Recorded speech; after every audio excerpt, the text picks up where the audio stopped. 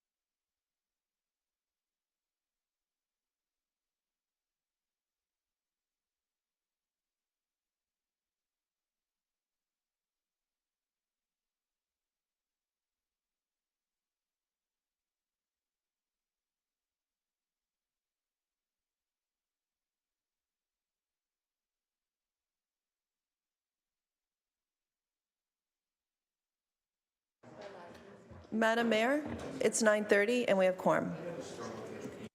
Thanks so much, Clerk Holland. I am going to call the meeting to order.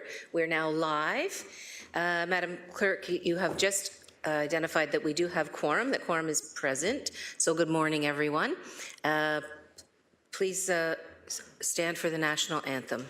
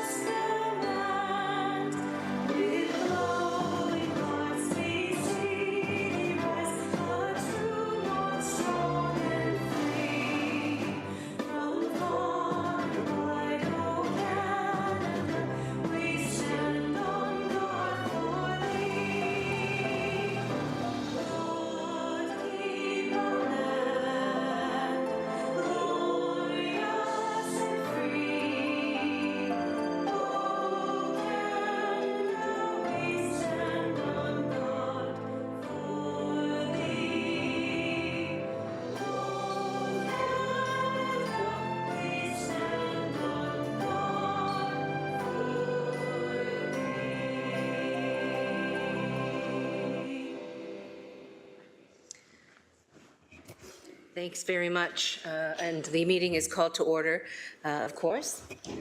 I'm going to start with the land acknowledgement. The City of Hamilton is situated upon the traditional territories of the Erie, Neutral, Huron-Wendat, Haudenosaunee, and Mississaugas. This land is covered by the Dish with One Spoon Wampum Belt Covenant, which was an agreement between the Haudenosaunee and the Anishinaabeg to share and care for the resources around the Great Lakes. We further acknowledge that this land is covered by the Between the Lakes Purchase of 1792 between the Crown and the Mississaugas of the Credit First Nation.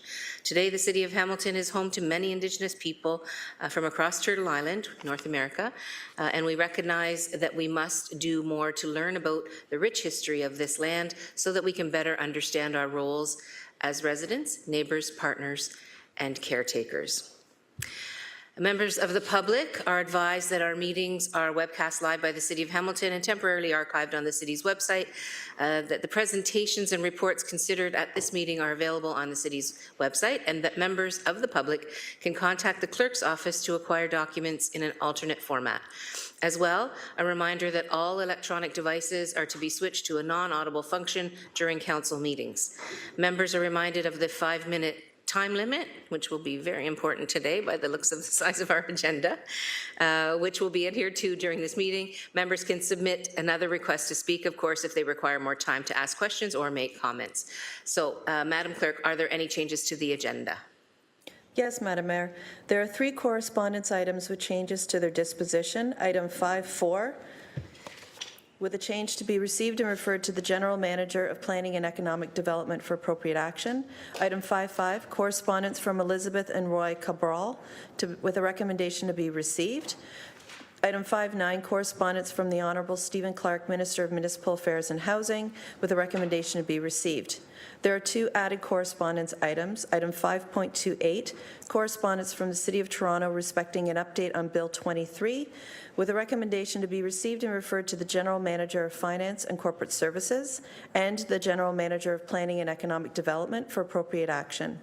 Item 5.29, correspondence from Shannon Kyles respecting Osler House, with recommendation be received and referred to the consideration of Item 7, C2 of the Planning Committee Report 22-016.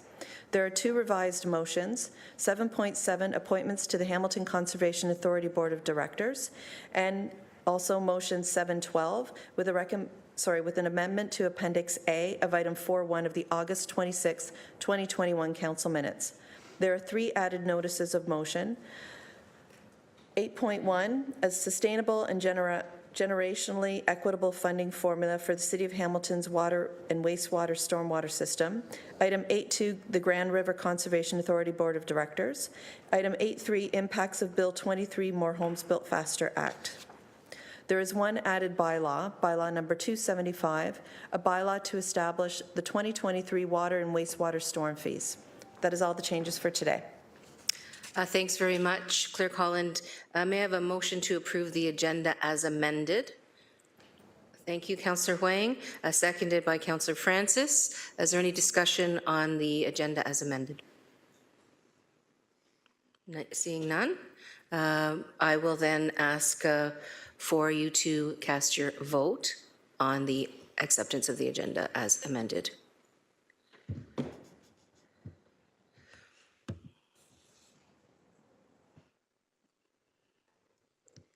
We're having some technical issues, I think, but we'll get through it. Yes, if members are unable to vote, if they could just wave and then the mayor can call and we'll mark your acceptance or decline. Councillor Francis? Councillor Paul's in favor? Councillor McMeekin?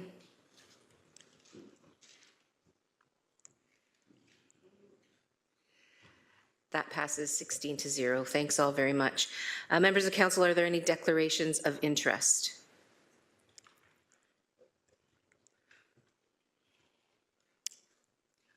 Councillor Maureen Wilson? Good morning. I have a non-disqualifying interest with respect to which is now on our agenda for emergency and community services, item 9, which is funding for the YWCA Hamilton. It's an application, and I declared a disqualifying interest at committee as my spouse, as president and CEO of the Hamilton Community Foundation, is involved in the development, although there is absolutely no pecuniary interest. Thank you. Thank you, Councillor Wilson. Okay, so is there any other declarations of interest by any other members of council? Okay, the non-disqualifying interest, of course, means you can participate impartially in the decision-making process regarding the matter. So we now have a fun bit of business, and I'm going to invite Councillor Beattie to the podium with me and invite Bob Lockwood, the Peach Festival president, to come down to the podium as well. And I'm going to have Councillor Beattie speak to this item because it's quite exciting. Thank you, Madam Mayor. And through you, to my fellow members of colleagues, I'd like to introduce Bob Lockwood, who's our incoming president of the Winona Peach Festival. And for those of you who haven't attended the festival, I find myself holding this microphone up here all the time here. There we go. Stay put. If you haven't been to the Winona Peach Festival, shame on you. And I say that half kidding. The festival was started as a centennial project by the community of Winona in 1967. There were actually 4 original festivals: a Blossom Festival, a Strawberry Festival, a Peach Festival, and a Harvest Festival. And they liked the Peach Festival so much that it seemed to catch. The original festival entailed closing off Winona Road in front of the Winona Public School, which is now the Winona Community Center. And Lou Puttycombe came by in his tractor and his sprayer and painted the entire road peach-colored from beginning to end, from Highway 8 to Barton Street. There was a street dance, there was a corn roast, they had a barbecue, and they started serving what has now become our world-famous Winona Peach Sundays. And if you haven't had one of those, again, shame on you. The festival has continued in perpetuity to this day, of course missing 2 years during our COVID period. The festival is actually owned and operated by 18 community service groups, so they are the shareholders of the corporation. And they use the festival as a fundraising opportunity to raise funds for their good work in the community. And some examples would be your local Lions Club, there's some sports and activity groups, soccer, hockey, football groups, church groups, and they, as I said, use this opportunity to raise funds for the community whilst having a heck of a a heck of a good time. And the festival, of course, brings a lot of people to our great city from across Ontario and from New York State. We're actually considered an international attraction on the basis that we do get visitors from across the border that attend regularly as well. Along the way, of course, the City of Hamilton has been very supportive of the festival, as was kind of the foundation laid out by the original township of Saltfleet and later the town and city of Stoney Creek. And we do, and I say we, the community certainly appreciates the continued support of the festival. Our outgoing president, Linda Schuker, did give me a bit of a novel to read, so I'm going to breeze through it, respecting the 5 minutes that we have. And I'm taking all the wind out of Bob's sails here, so I'm just going to do all the talking, Bob, if that's okay. That's great. Yeah, there you go. Good afternoon. She apologizes for not being here in person, the Winona Peach Festival. She's asked me to read this out to give you a brief synopsis. There are a lot of new faces sitting around the table today who may not know that the Winona Peach Festival took out a 10-year interest-free loan with the City of Hamilton in 2006 for $130,000. Each year, the festival presented a check back to the city at the first December council meeting, thus the tradition, for $13,000, and it was paid in full in December 19th of 2016, as confirmed by GM Zagaric. The festival again applied for another loan in March of 2017. This was done to make electrical upgrades into the park to continue with our success there. And again, a check has been presented in person every December as part of the repayment of that loan. Unfortunately, during the COVID period, with everything shutting down, the festival was unable to do any fundraising and thus was unable to meet its obligations, and we do apologize for that. But therefore, having had a return this year and a successful festival, we're very pleased to continue with that repayment, and we of course invite everyone to come and visit the festival. Now, a few quick metrics. The festival utilized the services of the HSR as a primary opportunity for residents throughout the city to come and visit the festival. But we've asked for a small food donation when they come to Eastgate Square, which is kind of the beginning point of that trek. And at Eastgate Square, there was quite a number of food items that were donated to the Salvation Army, $1,266 cash, 3,762 pounds of food that were donated to the Salvation Army. And at the festival gates, we continued with another collection for the local Stoney Creek Food Bank, which raised over $5,000 in cash and nearly 400 pounds of food there. So as you can see, we're all about giving back. The motto of the festival, people working together for a better community. And we honor that today by continuing our partnership with the City of Hamilton. So Mayor Horvath, if you wouldn't mind, I'm going to hand the check to Bob. He's going to hand it to you. Excellent. Thank you, Councillor Beattie. And thank you, Mr. Lockwood. I'll have to say, I attended the Peach Festival this past summer. It was a staple event that my family used to attend when I was a child, because I grew up in Stoney Creek. Thank you. Congratulations. Maybe I'm going to keep this. Maybe I'm going to keep this, Mr. Zagaric. I'm going to actually pass it over to you.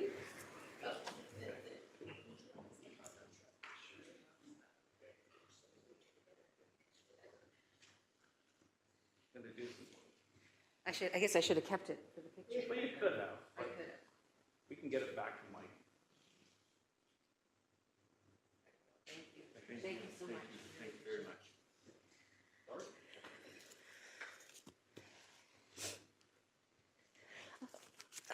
All right. Thanks very much, everyone. And I'm going to now ask for the approval of the minutes of previous meetings, September 28th, 2022, November 16th, 2022, which was the inaugural, November 30th, 2022, which was the special council meeting. And I'd ask for the mover to be a member of the previous council so that we can do all at once. So moved by Councillor Pauls. Thank you, Councillor Pauls. Seconded by, we have a seconder for the minutes. Thank you, Councillor Huang. Please identify your vote.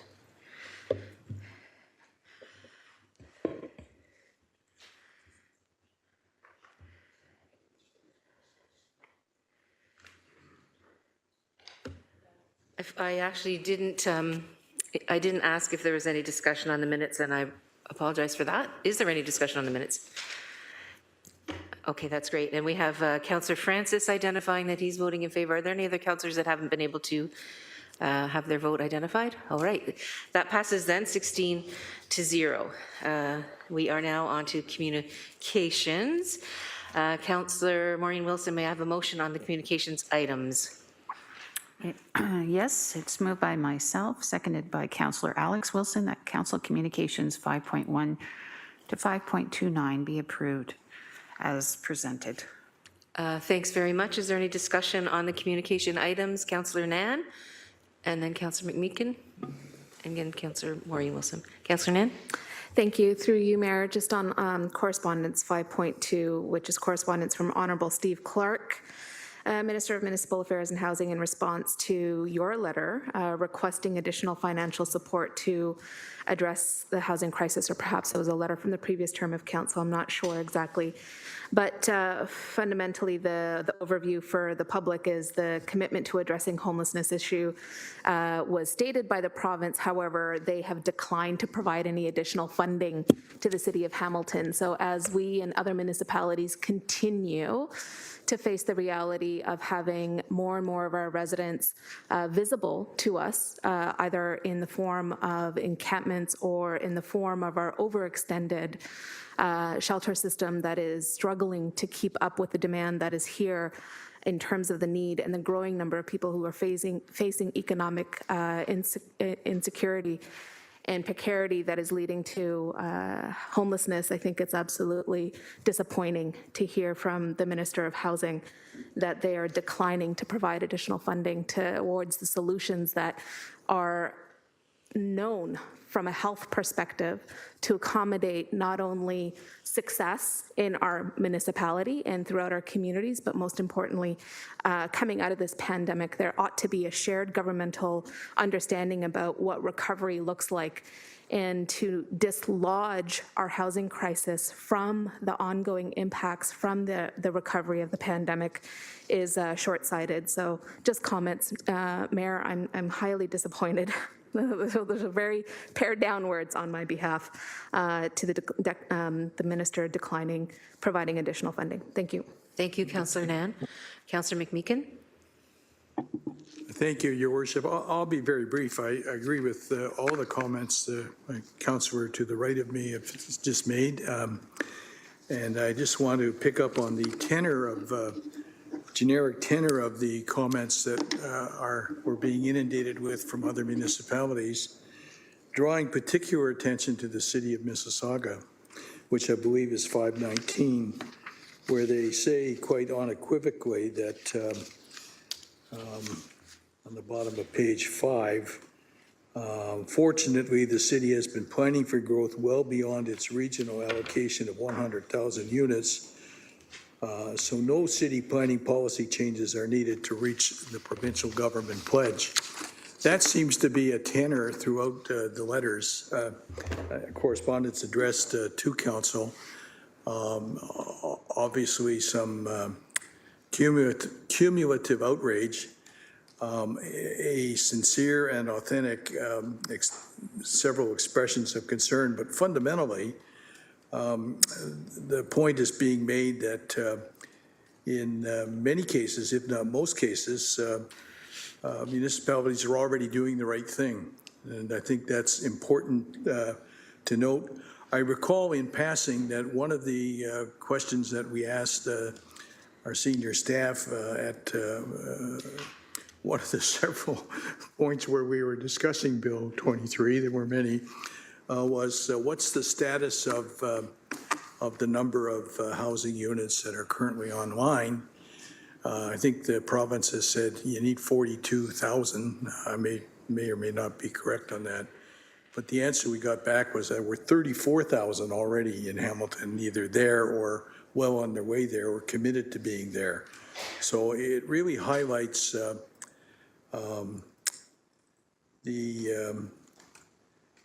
and I'm glad we're referring all the correspondence. It really highlights the foolishness of Bill 23. Thank you very much. Thank you, Councillor McMeekin. Councillor Maureen Wilson, please.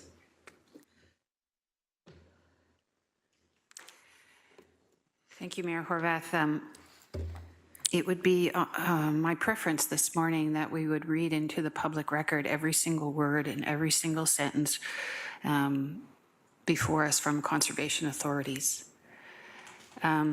Conservation authorities, as you know, employ ecologists and biologists and public policy practitioners, and they're not known for their superlatives. They're rather conservative, I find, in my impression, in their tone and in discussing circumstance.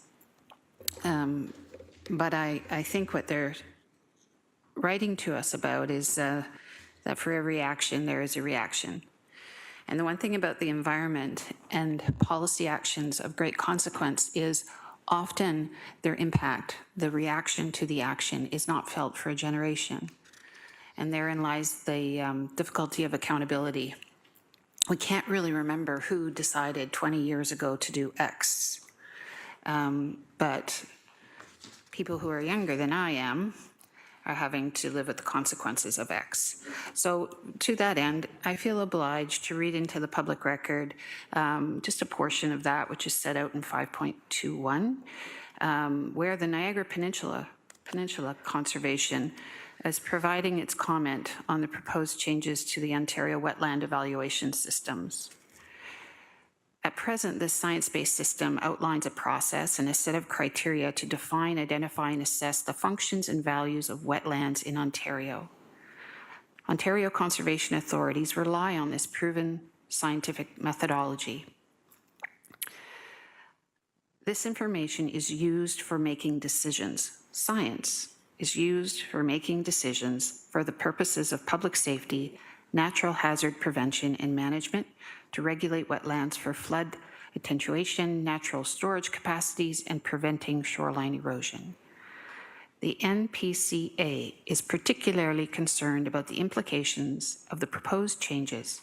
Our concerns are focused on 4 key areas.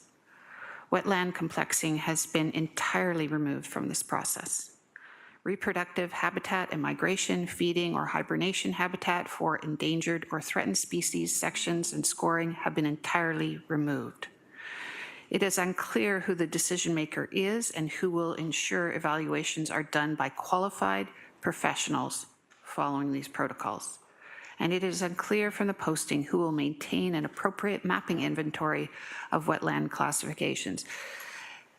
These are concerns Mayor Horvath articulated by practitioners whose sole purpose is to highlight that which 90% has been lost, that would hold carbon, that which is actually a necessary ingredient to our efforts. We're not going to be able to stop where we are going in terms of the climate, but it is a necessary ingredient as part of the next generation's ability to survive it. So I wanted to read that into the public record, and I would encourage all members of Hamilton to get to know a wetland and its value and its inherent value to the future. Thank you. Thank you, Councillor Wilson. Any further speakers on the correspondence? Okay, that is, Councillor Alex Wilson, thank you. Just 2 questions about 511 and 512 on the correspondence list. Is the current set of motion just to receive, or seeking clarification if there's a receive and refer for 511 and 512? Through the Madam mayor. Clerk? Through the mayor, currently it's to be received. Would I, through the mayor and with staff's direction for 511, the request is to see if we want to sign on to this ask from the Township of Warwick. I don't think we can do that now, but just thinking about where that might be referred to so we can evaluate that request. And same with 512, there's an invitation to participate in this program. I think referring that to our new climate change director makes sense for 512, and I'd look for some staff support for where a home for 511 could be. I think that that's a friendly amendment, and would see that we could see that those things get done, that we refer 511 and 512 to staff for report back. Is that all right with members of council? Excellent.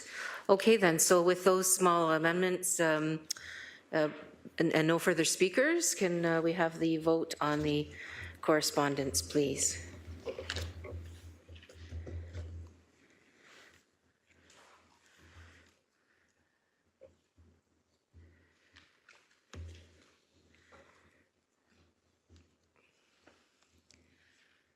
That carries 16-0. Thanks, council members. We're now moving into Committee of the Whole.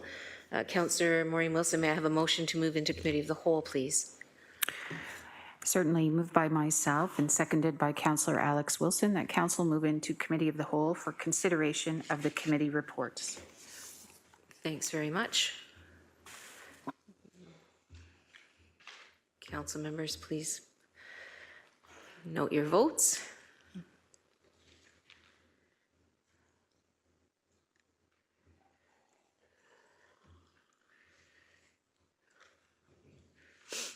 Thanks all. 16-0, that carries.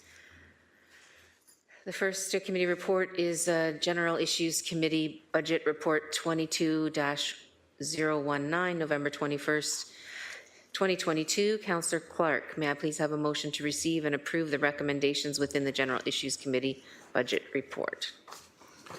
Thank you, Mayor Horvath. It's moved by myself and seconded by Councillor Cassar that General Issues Committee Budget Report number 22-019, being the meeting held on Monday, November the 21st, 2022, be received and the recommendations contained therein be approved. Okay, thanks very much. Are there any speakers to, any speakers at all to that report? It's been moved and seconded. Seeing none.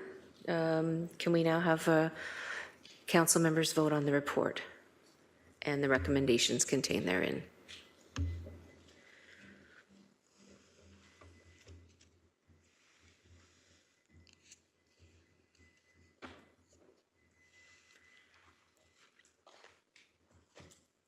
That carries 16-0. Thank you. 6.2, General Issues Committee Special Report 22-020, November 23rd, 2022. Councillor Maureen Wilson, may I please have a motion to receive the General Issues Committee report? Thank you. It's moved by myself and seconded by Councillor Alex Wilson that the General Issues Committee Special Report 22-020 being held on Thursday, November 23rd, 2022 be received. Okay, are there any members of council that wish to speak to that report? Seeing none, I'll ask members of council to please vote.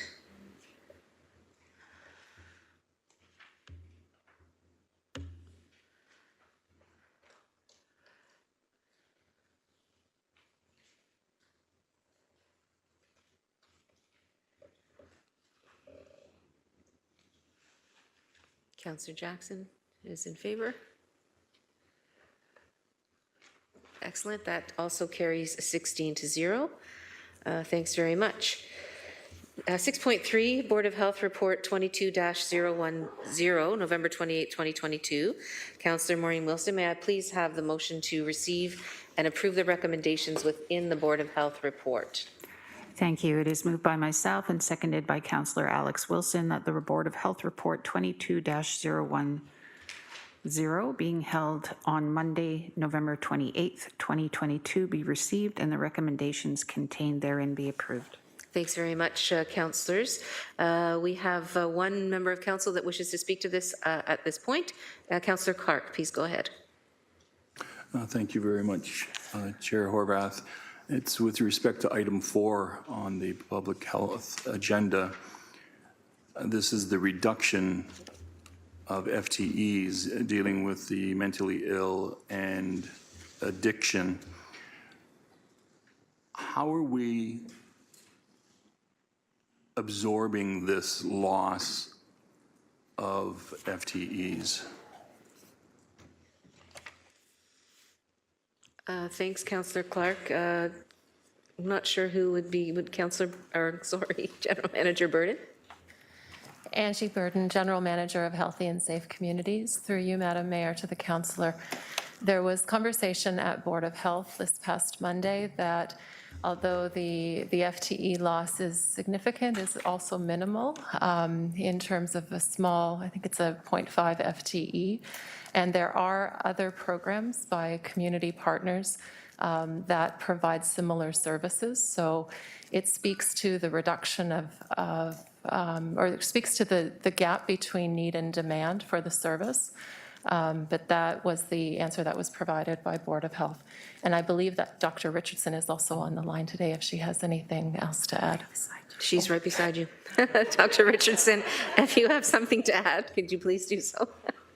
No, thank you very much, Madam Chair. Angie's covered it off quite well. Sorry for surprising you there. Okay, thank you. Councillor Clark? So I'm concerned that we're seeing an increase in demand for mental health services and an increase in demand for addiction services, but we're reducing the service level. Because I don't believe the other organizations will be increasing their staff. It's just an increase in workload without the required staff to handle the workload. Is that a fair assessment of what this loss of funding from the provincial government does to the city of Hamilton and its residents? Dr. Richardson? Through you, Madam Mayor. I think when we're looking at mental health more generally, which I think is what Councillor Clark is ultimately doing, we absolutely do know that we have significant mental health impacts that predate the pandemic and, of course, have been made worse by the pandemic. And that's in children, but as well in adults, which is what group this particular program serves. And, of course, we know that as well when it comes to addiction services, not just mental health programs and services. So when we look at any of our programs, well, this program in particular has been exquisitely good at finding different ways to provide services to as many people as they possibly can through looking at groups, looking at brief interventions, looking at all the different ways they can make the very most out of the budget they're provided and the people who are working on those programs and services. There's no doubt that ultimately within the community, we need to look at all of our services, what they are, what can we best do to support people to address the issue. Ultimately, that's the goal of the Greater Hamilton Health Network and the work that it's doing. As an Ontario Health Team, it is in its still beginning stages of doing that and looking at how we can make those dollars go further, what collaboration can we do, what can we do differently together, and certainly we are starting to see a little bit more of a direction around that from the provincial government in terms of what they're asking OHTs to do. So I don't think anything hinges on this particular piece, but it is part of a broader problem that is happening and that we need to figure out how to address altogether as a community. And I just have to say, because, as a public health professional, I'm always interested in the upstream issues in terms of what we can do. And when we're talking about upstream issues, we're talking about housing, we're talking about child development, we're talking about employment, we're talking about all of those sorts of things. And so ultimately, they are the determinants that are leading to those issues when it comes to mental health and addictions. Thank you, Dr. Richardson. So, Councillor Clark, you have about a minute, 45 thank you. seconds. Is this service meant for young people? That's what this was providing?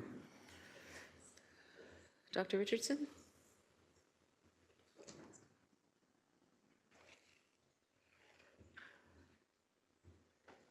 Through you, Madam Chair. I believe, Councillor Clark, the item that you're on, and sorry, I've closed my computer to see, but I believe the item you're on is the ADGS budget. Am I correct? That is correct. In that case, this is a service that provides treatment addictions to adults, not to children. It is our child and adolescent services mental health program that provides the services to children. And can I ask, what's the cost to maintain these FTEs? 0.6 FTE for alcohol, drug, and gambling services, and 0.65 FTE for community mental health promotion program. Through you, Madam Mayor, I don't have that at my fingertips. It would be in the hundreds of thousands of dollars.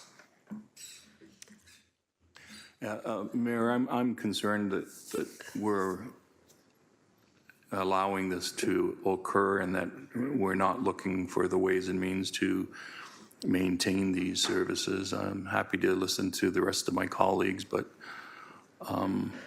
my preference would be that we ask staff to review this decision before we cancel the funding completely. Thanks, Councillor Clark. We have Councillor Pauls, Councillor Maureen Wilson, and Councillor Crutch. Thank you. My question is, because I'm not on the committee, the Board of, oh yeah, it's the Board of S, I am. I'm just wondering, the 2 FTEs, were they assigned because of COVID? Is that an additional 2 FTEs that we had because of the COVID pandemic? Dr. Richardson? I'm sorry, Councillor, Angie and I were just conferring on something. Could you repeat your question, Councillor? Yeah, my question is, the 2 FTEs that we have, was that because of COVID related that the government allowed us to have extra funding? Through you, Madam Chair. So in the case of the mental health and addictions program, no, these aren't COVID-funded positions. Overall, these are provincially funded positions. It is important to note that it is a 100% provincially funded program. And so essentially the province has been holding that funding line. But it has, it's not additional funding that was made available through the pandemic. Thank you. And I heard Director Burden say it's minimal impact. Can you unpack that? We're talking about mental health, but you did say it's a minimal impact. General Manager Burden, please. Through you, Madam Mayor, to the councillor, I was in the grand scheme of things, when we look at the extent of the budget, the cut to the particular program that Dr. Richardson was referencing is a 0.5 FTE. So in the scope of the number of FTEs and individuals working in public health and across healthy and safe communities, that's what I meant in terms of it being significant but small. It doesn't minimize the need across the community, and we would totally support the need for not just the retention of this role, but also increased funding to this area. Thank you. Thank you for clarifying. Thank you. Thanks, Councillor Pauls. Councillor Maureen Wilson, please. Thank you, Mayor Horwath. It's been a while since I put my mind to this. I appreciate the discussion. So through you, in terms of the comment about referring it back to staff, if someone could just clarify, my recollection of the file was that when it was being deliberated, the last term of council at the Board of Health, the context was our community health and well-being plan has identified as one of its priorities mental health. The Board of Health is mandated to look at, champion, and articulate upstream action. This seemed to defy that, but it was a provincially mandated program, and I think at that time, last term, we actually already charged staff. That's why we put a pause on its the recommendation, and I thought it was deferred back to staff for that very deliberation. Could someone just kindly, and I please welcome being corrected, because I'm trying to recall the discussion of August. Thank you, through the chair. Thanks. Dr. Richardson? Through you, Madam Mayor. The discussion began in June. When the budget came forward. These budgets always come a little bit off cycle because of their year end being March the 31st. And we bring them through once we have clarity on what the province's decisions are, rather than a proposed budget, which then gets debated by the province. So when it came forward in June, there was discussion, as is happening today, around concern around loss of those mental health supports. And so staff were directed at that time to go back and talk to our funding partners with Ontario Health and ask them if there was additional funding that could be found or other ways those services could be met. We gave a brief update in August when the report had been asked to come back. But just before we came back, there was a new potential door that was opened, which staff said we're going to investigate a little bit further, which they did. But again, we're told that no, it wouldn't be able to continue to fund these positions. So we have been back many times, and as I said, are part of those bigger collaborative tables like the Greater Hamilton Health Network, looking at where funding can come from to support mental health services, but overall have not been able to find any of our funders that are willing to provide extra services or be successful in any funding initiatives that have invited applications. Thanks, Dr. Richardson. Councillor Wilson? Yes, thank you for that clarification. So I think what I've heard is that exploration of alternatives has been sought. We weren't successful. And if you could clarify for me through the chair, is this an instance where we've seen emerging a history of provincial programs, particularly in relation to health and human services, which were historically 100% funded, then 70-25% funded, now 70 and 30% funded? Could you just clarify for me, is that part of this basket, or is that just not part of this basket? Through Dr. Richardson? Through you, Madam Chair. So for this particular funding program, it is separate from the public health funding stream. Okay. So the public health funding stream, which covers the majority of our programs and services, is the one that's gone through that process that you just outlined of a mix of funding approaches and is now pushing towards a 70-30, but giving us some extra to keep us around 75%, a little lower than that. This is a 100% provincially funded program. It has been that way for the 20-some years that I've been here, and long before, I would bet. And it has sometimes had small increases in funding, but often been held at that zero or low funding level increases, and we've had to make adjustments. Thank you. So similar to what was before this body previously, when it came to the provision of services to families who were particularly precarious, that was a funding model that was capped at 2015. And this has similarly not been increased. So I guess I believe that to be the case. So through you, Chair, then therein lies the consistent ongoing dilemma of a municipal body whose our needs of our community, particularly on issues of mental health, are expanding, but they're not being reflected in provincially mandated programs. So respectfully, I think that work has been done, and unfortunately, this is where we are. Thank you. Thanks, Councillor Wilson. Councillor Crutch. Thanks, and through the chair, my question is about the efficiency of the provincial program. And so if I understood you correctly, you said that this program is entirely being managed by the province. Could you clarify that, that's an entirely provincially run program? Dr. Richardson, please. Through you, Madam Chair. So when it comes to our programming, any of the programming that we're speaking to is managed and run, delivered locally through our department. We are only speaking to the funding aspects, as in who is providing the funding to us, and they set out the terms and conditions of that funding for us. So no, it's not a provincially provided program or a provincially run program. It is a provincially funded program which is managed and delivered locally. Thank you. Councillor Crutch. Thank you. As part of the reporting, and I apologize, I probably should have asked this at the Board of Health, but I don't think it quite landed in the same way as it's landing for me since having read the report again. Did we consider what the cost impacts would be? Because I know that Councillor Clark had asked specifically how much these FTEs cost, and so like we're obviously always considering financial implications. And so is there a place perhaps for some further reporting back on what the budget impact would be to do this, and then to have that discussion about whether or not we want to offer these services, what the actual loss of these services would be? I know that you've said it was minimal,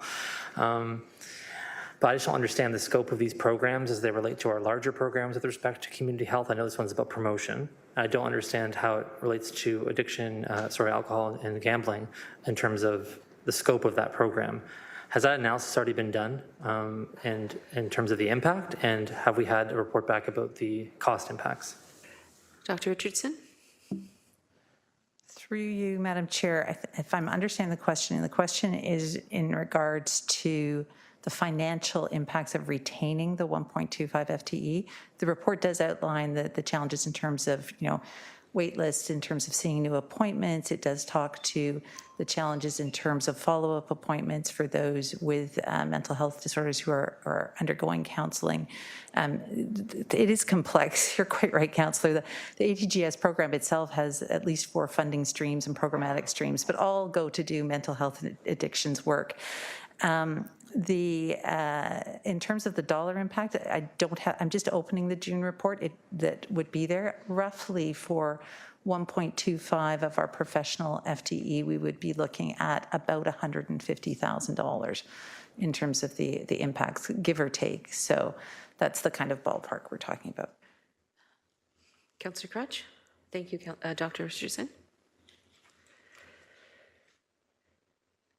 Thanks. I think it would be worthwhile referring this to a financial discussion, at least we can put it in the context of our other health priorities. And so I'd be happy to move that we refer the financial ask and get staff to put that in a kind of very exact way to the operating budgets. We can have a discussion about that at that time and see what makes sense, if that's in order.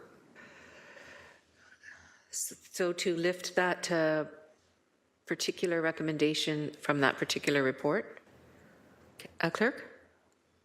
So you could make an amendment to the recommendations within the report. Is that what you're proposing? No, I think he wants to refer it back to the budget process, if I'm not mistaken, Councillor Crutch? That's correct. That's what I'd like to do. Can I get some... Sorry, I don't know the machinations of the procedure here. I apologize. Oh, sorry, Dr. Richardson and General Manager Burden? Dr. Richardson? Just in order to assist, so just from an overall process from a bureaucratic end, I can't speak to the procedural rules from that clerks can speak to, but in terms of the budgets, we need that approval in order to receive the rest of the funds that are providing the services so that we could move forward. What you could do is direct us to keep it at the higher level, which would then have to have those excess dollars, which it spoke to in that report, that because we haven't approved it, we've kept the staff on for longer. And so, it will have some impacts in terms of falling to the levy if there's that we would manage within the department and whatnot in terms of the year end. And then for 2023, it could be considered as part of the 2023 budget process in terms of maintaining the program whole. I hope I'm being clear, but in essence, what I'm saying is you could direct us to keep the program whole, continue with those FTE, and then to look at, in 2023, looking at what the budget's impact would be and doing that on an ongoing basis. Councillor Crutch?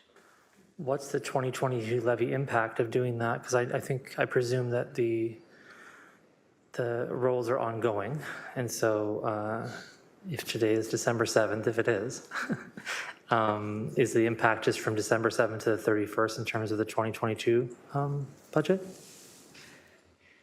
Dr. Richardson? Sorry, I think I'm having a little bit of a challenge hearing still. Did you say would the budget impacts be from December 7th until? Yeah, what would because you said that in order to do this, there would be 2 things that have to happen, right? One would be approving the expenses to continue the program for this calendar year as part of this budget process, and then refer it to the 2023 budget process. So my question to you was, what would the impacts financially be of continuing the program in this year's budget? Does that make sense? Through you, Madam Mayor. Yes, so that does absolutely make sense. So this year we've already incurred some of those expenses because we have maintained the staff to date. As you see in the report, there has been some additional work that the library has been interested in having us do. This is all part of this partnership approach and going to where people are. So there are some offsets to date. I don't have exactly the numbers at my fingertips, but as I said earlier, it would be for this year in that $150,000 range.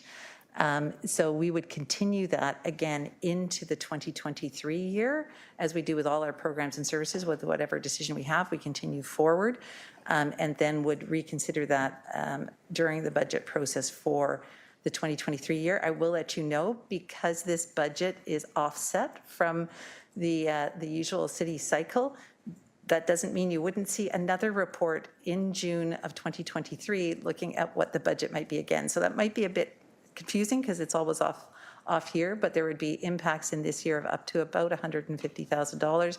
And then similarly, impacts already being incurred in 2023. And then we don't know ultimately what the funding pot will look like for 2023 from the province for this program. Councillor Cretch. I'm happy to move that.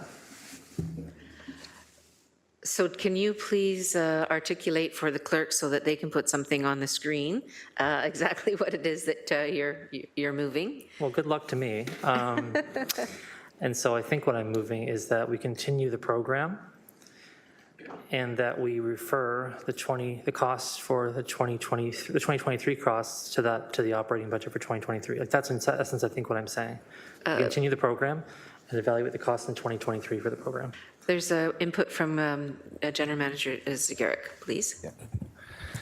Yeah. Through you, Madam Mayor, as I'm listening to the conversation, I believe our colleagues in public health will require the authority to continue the program and a funding source, I would suggest, till April 30th, 2023, given that budget deliberations typically do not end until the end of April, such that staff have the appropriate authorities. Therefore, maybe the recommendation or the motion is that staff be given the authority to continue with the delivery of the program till April 30th of 2023 with a funding commitment from 2022 year-end surplus or tax stabilization reserve, and that this item be referred to the 2023 tax-supported operating budget process. Yeah, that's great. Thank you. Okay, so it's being typed up on the screen. All right, does Mike, that, go ahead. Sorry, through the mayor. Mike, if you could just refer to what's up there. I just want to make sure I'm capturing this correctly for council.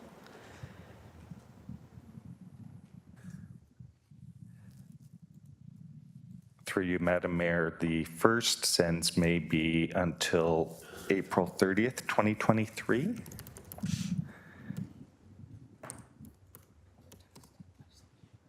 Yeah. And be funded from 2022 year-end surplus or tax stabilization reserve. Sorry, second sentence. Yeah. From The top, costs be Sorry, the top one. funded. Sorry. Okay.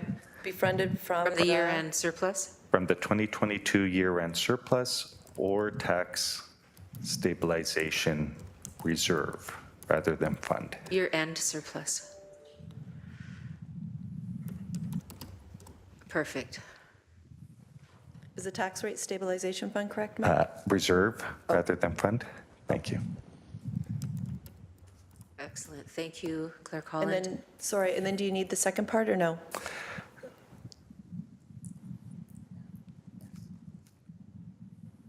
I would say yes. Yes, and can I suggest that the referral to the 2023 budget process be included in the second sentence? To the, is it the operating budget? Program, and if I can suggest, the wording may be the end of the second sentence and be referred to the 2023.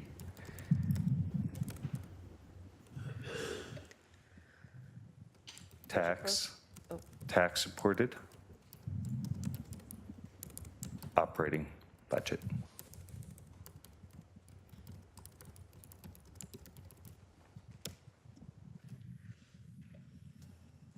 Great motion, Councillor Cretch. We have a comment from General Manager Burden. If I may, through you, Madam Mayor, if we could change direct the General Manager of Healthy and Safe Communities to direct the Medical Officer of Health. Direct the Medical Ideal. Officer of Health to report back. Thank you. Thank you. That's good with you, Councillor Cretch? Typically, we'll put or designate. Direct the medical officer of health or designate, but not general manager of health and safety, healthy and safe communities.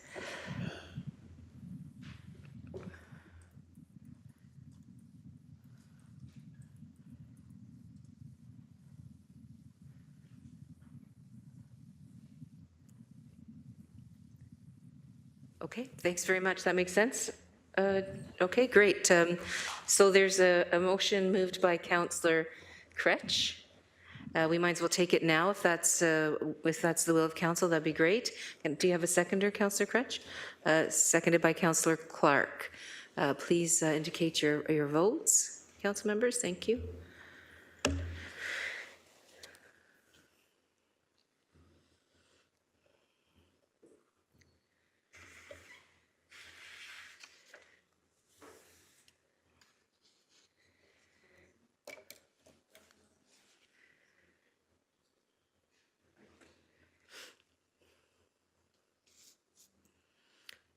That carries 16-0. Thanks very much all for your help with that.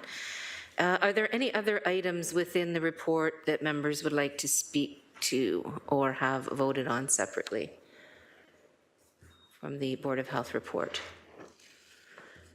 Seeing none then, can we please have the vote up on the report? Thank you.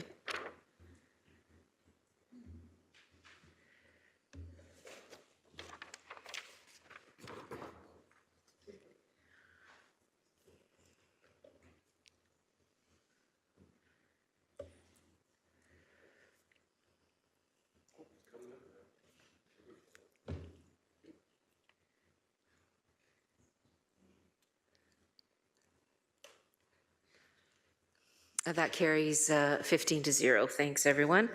Next is the Public Works Committee Report 22-015, November 28, 2022. Councillor Nan, may I please have a motion to receive and approve the recommendations within the Public Works Committee report? It'd be my pleasure, Mayor.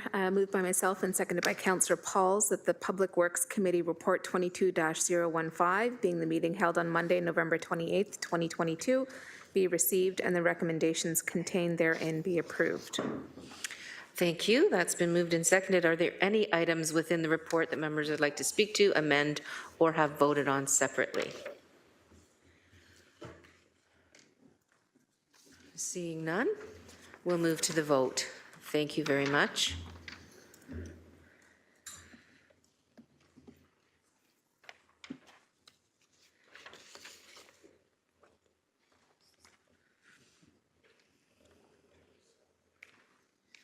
That carries 15-0.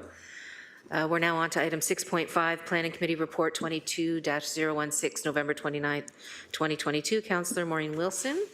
May I have a motion, please, to receive and approve the recommendations within the Planning Committee report? I believe that Councillor Alex Wilson has an amendment to item 7C sub 2, Hamilton Municipal Heritage Committee Report 22-010 Osler House. Councillor Alex Wilson, please introduce your amendment to item 7C sub 2. Oh. Sorry, Madam Mayor, we just have to have Councillor Maureen Wilson put the report on the floor. Oh. Please do so, Councillor Wilson. Thank you. It's moved by myself and seconded by Councillor Taddison that the Planning Committee Report 22-016, being the meeting held on Tuesday, November 29th, 2022, be received and the recommendations contained therein be approved. Thanks, Councillor Wilson. I was getting ahead of myself. No problem. Councillor Alex Wilson, I believe you have the amendment that I was referring to. Yes, and thank you. Through the chair, I'd be happy to read it out. If it would be possible to also have it displayed on the screen. This is the staff edited version. I don't know if that's possible, the one sent by Heritage staff. Yeah. Perfect. So I'm going to start reading it out, but it should come up there soon. So moved by Councillor A. Wilson, seconded by Councillor Crutch. Amendment Item 7C II of the Planning Committee Report 22016 respecting the Hamilton Municipal Heritage Committee Report 22010, Item 9.6. Whereas the Hamilton Municipal Heritage Committee deprioritized the Osler House property on the assumption that McMaster was proceeding as planned. However, since the Hamilton Municipal Heritage Committee November 2022 meeting, McMaster has announced the sale of the property. Therefore, be it resolved that item 7CII of the Planning Committee Report 22-016 be amended to read as follows. Inventory and Research Working Group Meeting Notes, October 26, 2022, item 10.1, II, Osler House, 30 South Street, West Dundas, that 30 South Street, Dundas be designated as a built heritage property and that 30 South Street, Dundas be given high priority to be completed before December 2024. So that's the motion. If I could just speak to it very, very briefly. Absolutely. So essentially what happened here is under the assumption that McMaster was going to develop on a site plan with these sites, the Heritage Committee in November took it off the priority designation list under that assumption. A week later, McMaster decided to sell the property. That would have influenced the decision at Heritage Committee had they known. This is just to change that, to go back in time and change that. Thank you, Councillor Wilson. Councillor Cretch?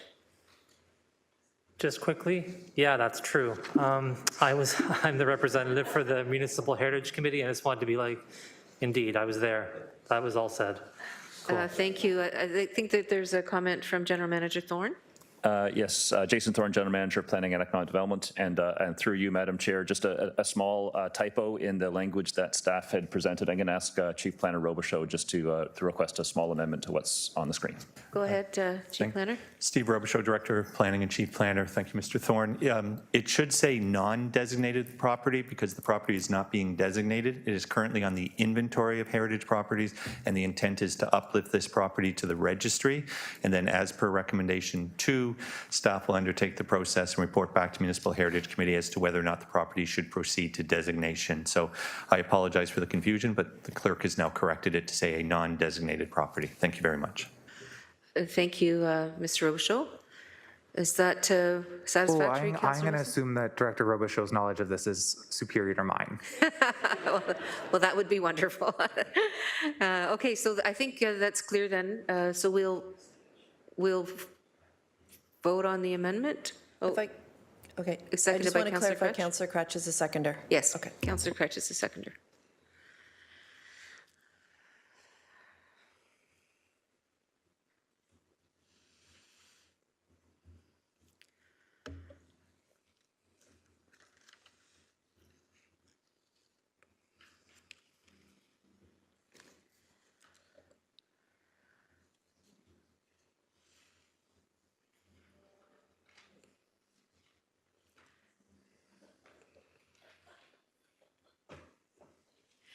That carries 16 to 0. Thanks very much.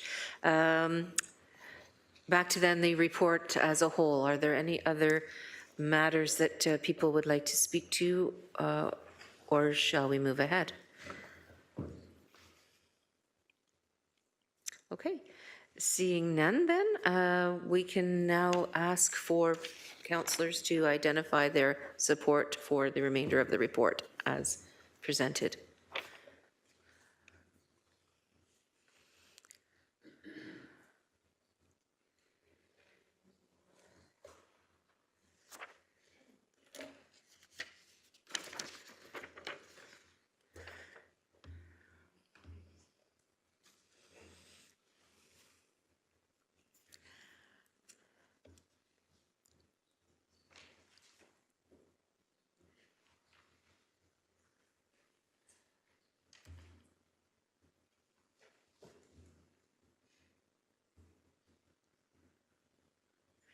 Thanks very much. That carries 16 to 0. Next, we're on to item 6.6 with the General Issues Committee Report 22-023, November 30th, 2022. Councillor Maureen Wilson, may I have a motion, please, to receive and approve the recommendations within the General Issues Committee report? Thank you, Mayor Horvath. It's moved by myself, seconded by Councillor Spatafora, that the General Issues Committee Report 22-023, being the meeting held on Wednesday, November 30th, 2022, be received, and the recommendations contained therein be approved. Thanks very much, Councillor Wilson. Councillor Kretsch, may I have your motion to lift item JI from the information section and add it as item 16 of the General Issues Committee Report?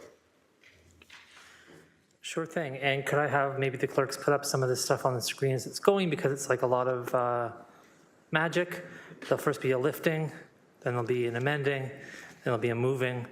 And I really don't want to read this all out too tediously. If I can avoid so, I will hope that we all can see it. So moved by myself and seconded by Councillor Alex Wilson that item JI be lifted from the information section of the General Issues Committee Report 22-023 and added as item 16 of the General Issues Committee Report 22-023 as follows. And if it's okay, do I have to read the whole thing out?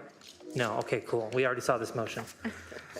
And then that's a lifting motion, so we have to vote on that, right? Yes, Okay. can we please have a vote on the lifting motion?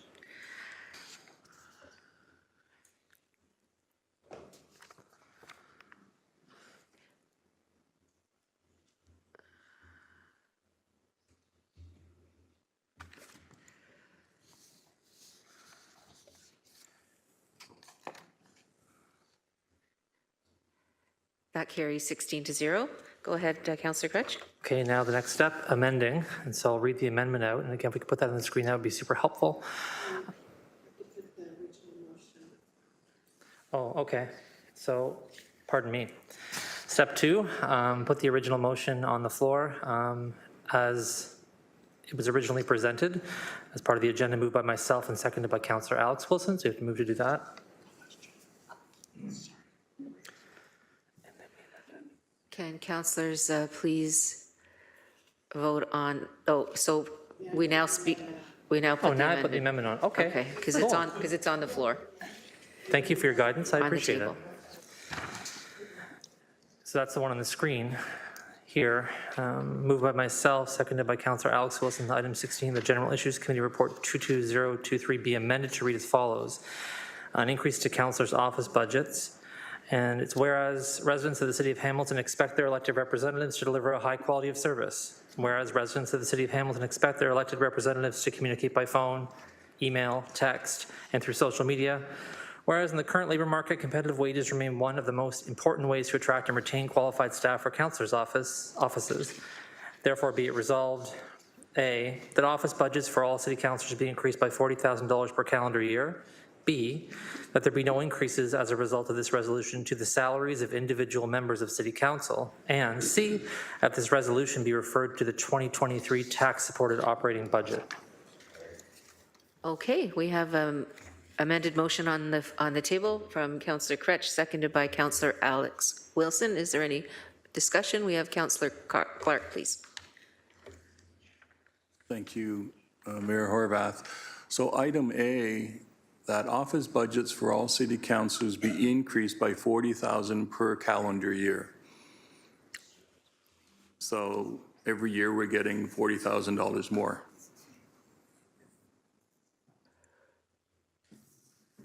That's the wording.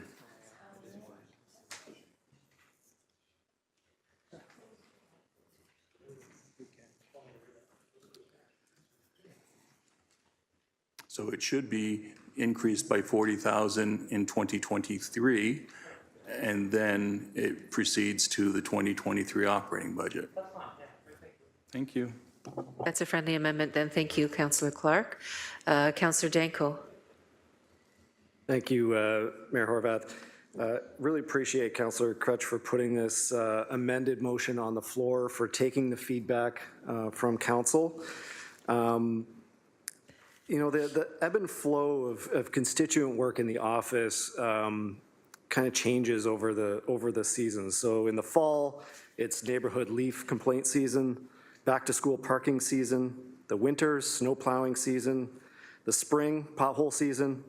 In the summer, you've got property standards, noise complaints, and speeding. And then there's kind of the ongoing issues in every ward, bylaw, property standards. Development is an emerging issue across all areas of the city where there's a huge demand on office resources to address ongoing development. And then there's emerging issues like housing and homelessness, which can be a significant pressure on the councillor's office budgets to make sure, or on our time, to make sure that we are adequately addressing these issues. And then through COVID, we ended up with a multiplier. It's kind of like everybody was sitting at home and thinking about everything that they ever wanted to ask the city about and did it all at once, and that hasn't stopped. So I think of our office as two sides of the same coin. I'm the public face of that coin, and our office staff is the other side of that coin. And we couldn't do the job, we couldn't provide the services that we do without the support of that office, the office staff. So my focus in the last term, and I hope my focus this term, will continue to be as an executive at this table.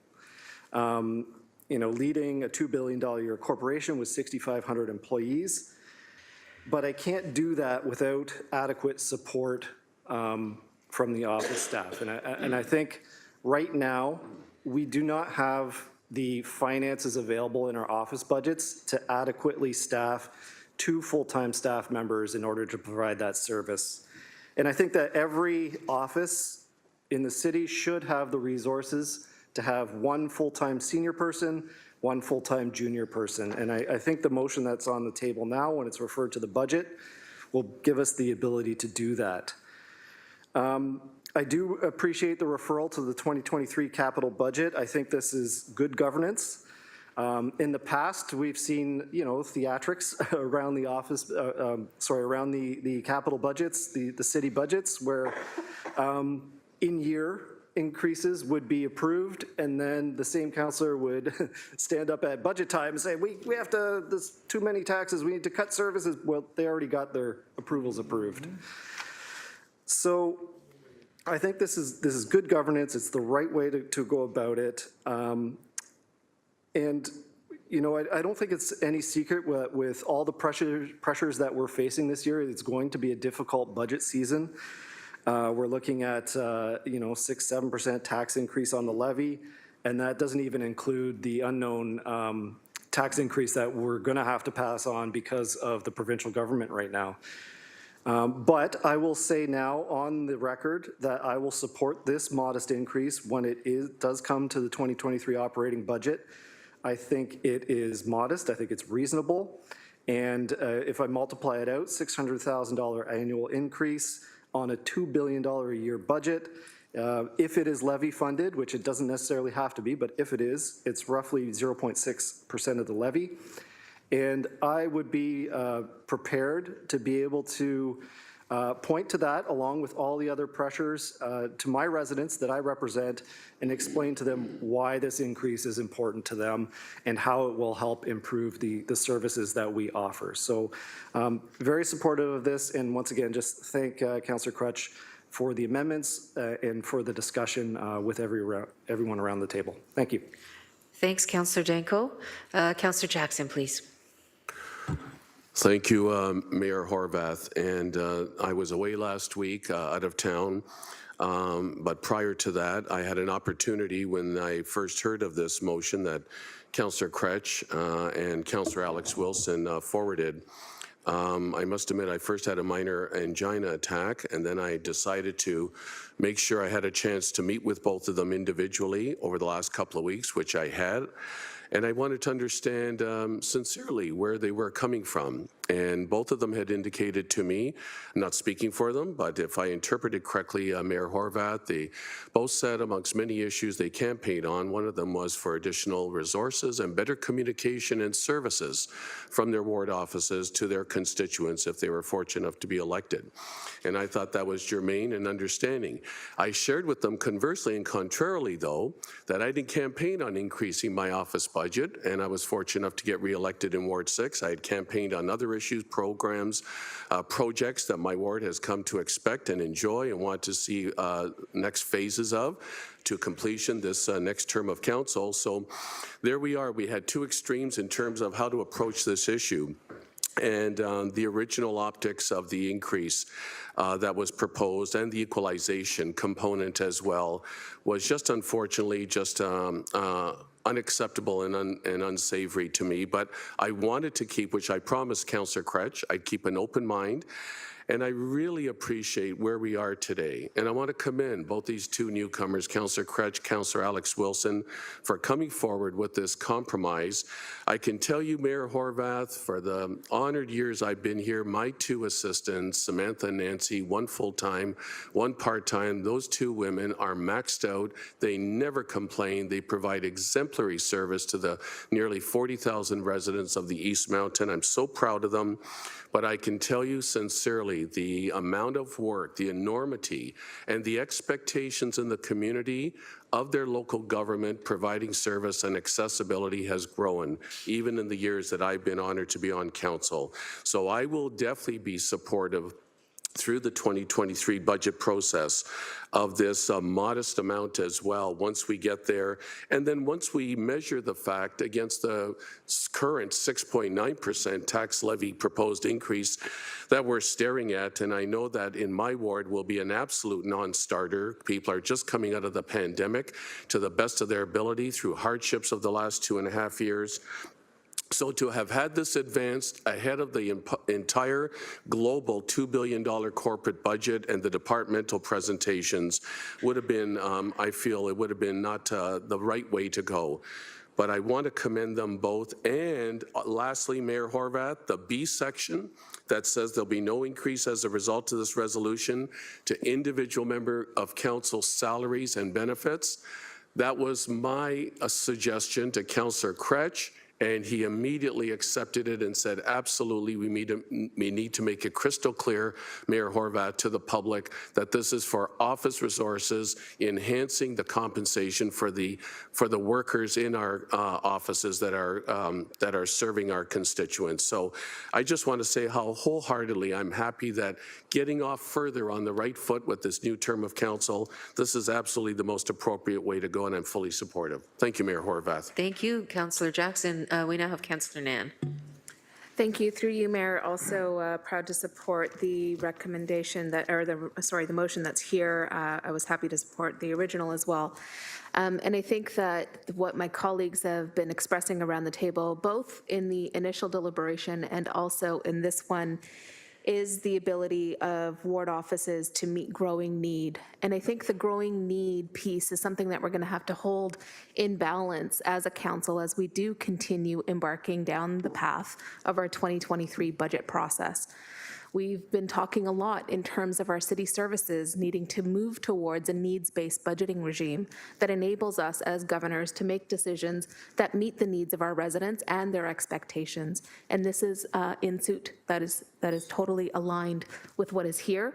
And as I mentioned at the last GIC meeting, the expectation of residents in Ward 3, and I know it's increasingly so across the entire city, is that we're not only providing services that had been traditionally viewed as a councillor's office's role, but those traditional roles are also evolving as it requires our constant presence, not only on social media, but providing virtual and hybrid opportunities to enable safe democratic participation by our residents. And that is a cost.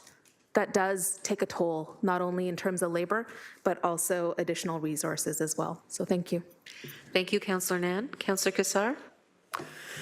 Thank you, Mayor. I'll be brief because I would repeat many of the comments that have been said by my colleagues, but I did hear over the last several months the need for better responsiveness, more responsiveness, and constituents want that. And there's also a huge gap of being proactive communication to help people understand the decisions we're making, why we're making them, and what our path forward looks like. And from what I've heard, that was not happening. And that's part of what this increase will do, is to be able to staff properly, pay those staff appropriately, and it's an investment in our communities to be able to do this work. So I fully support it as well. Thank you. Thanks very much, Councillor Cassar. Councillor Clark for a second time. Yeah, thank you, Mayor. My e-scribe isn't functioning properly. I just wanted to thank Councillor Kretsch for agreeing to referring it to the budget process. That was my concern from this process. We have to be careful that we treat ourselves exactly the same way as we treat every other division and department. And the councillor agreed to that, so I appreciate that. Thank you. Thank you, Councillor Clark. Are there any further discussion? Seeing none, then on the amended motion, can we have the vote, please?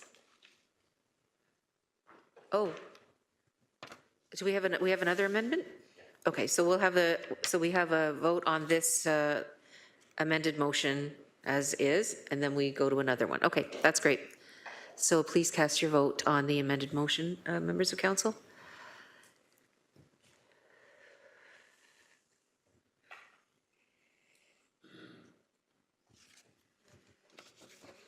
Oops.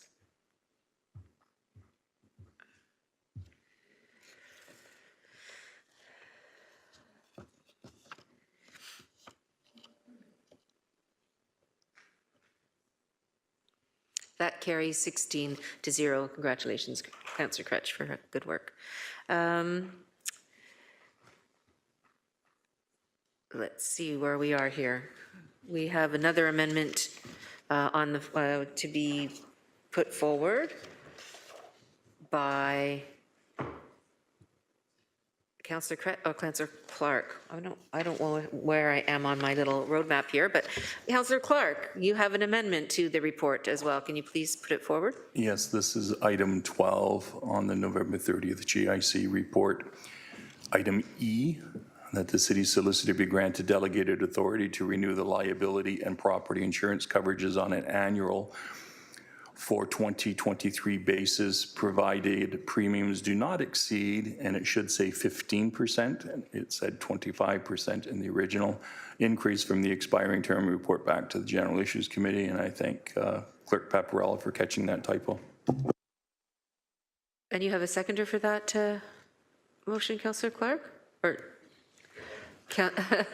seconded by Councillor Wang. Is there any discussion on the amendment? Seeing none, we'll then take it to a vote, please. Thank you.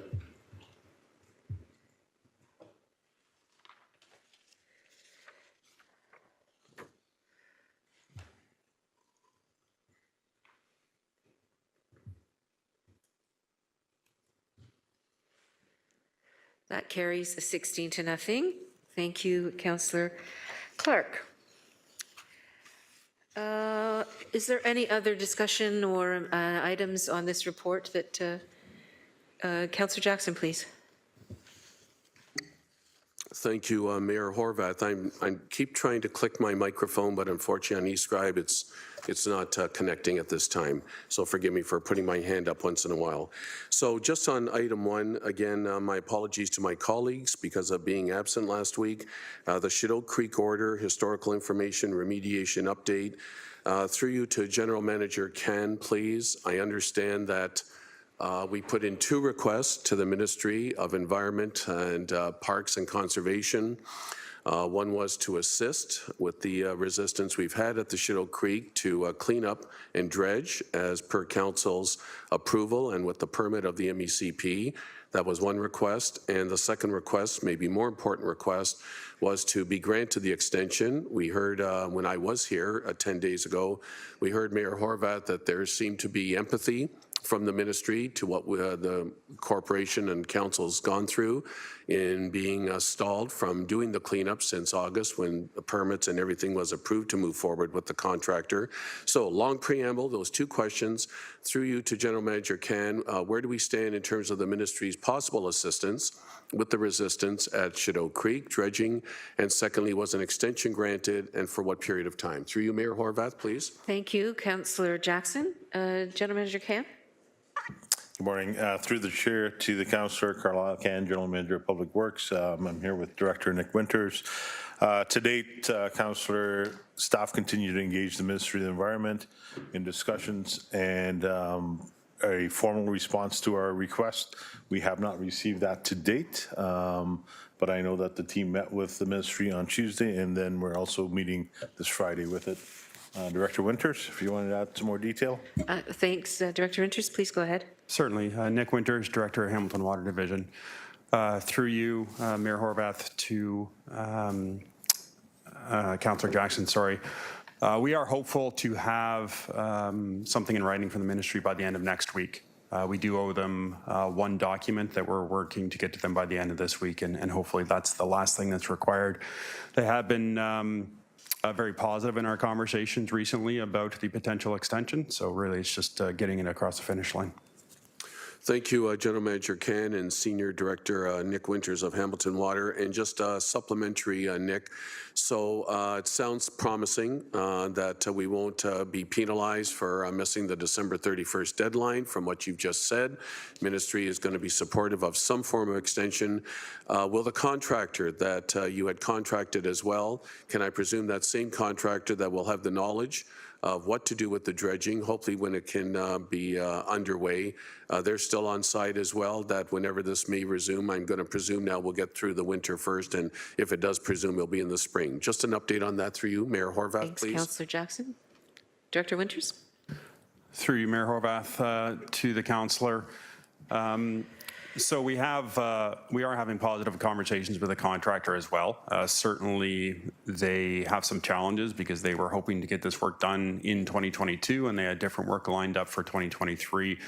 But they are very committed to this project. So really the conversations that we're having with them is what's the best time window in 2023 for them to complete this work?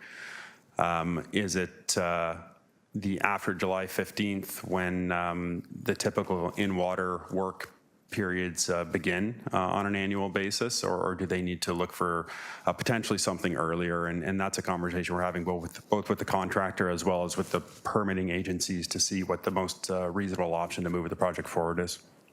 And last supplementary, Mayor Horwath, on the Indigenous side, again, when I was away last week, I heard that Chief Mark Hill of the Six Nations delegated, and if I read correctly and accurately, was overall supportive of the creek cleanup and dredging overall. Many diverse voices within the Indigenous community, I understand. So consultations are continuing from our end with the appropriate Indigenous communities to hopefully overcome the resistance. My last question, through you, Mayor Horwath. Thanks, Councillor Jackson. GM Kan, please. Through the chair to the councillor, General Manager Carlisle Kan. Absolutely correct, councillor. We have 3 signed monitoring agreements with the Mississaugas of the Credit, with the Six Nations, and the Huron-Wendat. So those are very positive. We continue to reach out to the HDI, and then hopefully as we move forward in 2023, we will find a path forward.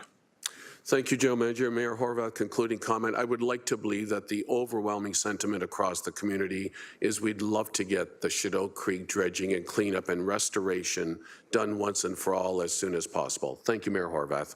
Thank you, Councillor Jackson.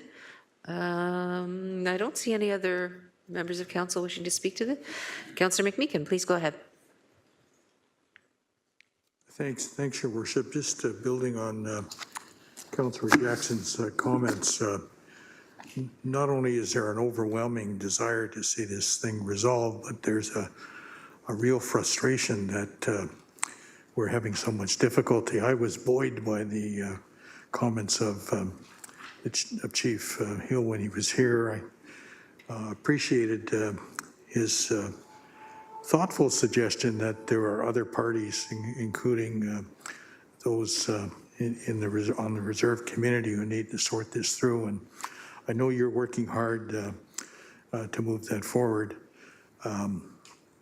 This is instructive, I think, in terms of some of the difficulties that could lie ahead if we don't get on top of this one in a substantive and thoughtful way.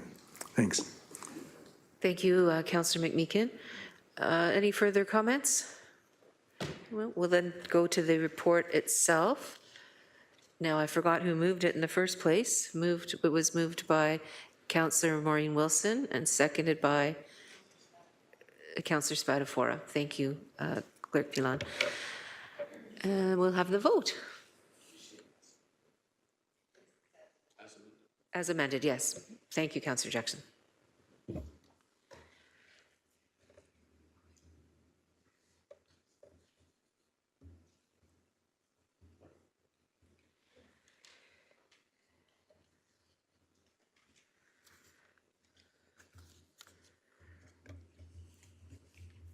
Thanks very much. That carries 16-0. We're now on to item 6.7, Audit, Finance and Administration Committee Report 22-017, December 1st, 2022. Councillor Kretsch, may I please have a motion to receive and approve the recommendations within the Audit, Finance and Administration Committee report? Yeah, moved by myself and seconded by Councillor Tammy Huang, that the Audit, Finance and Administration Committee report 22-017, being the meeting held on Thursday, December the 1st, 2022, be received and the recommendations contained therein be approved. Thank you, Councillor Kretsch. Are there any items within the report that members would like to speak to, amend, or have voted on separately? Seeing none, then we'll go to the vote on the committee report.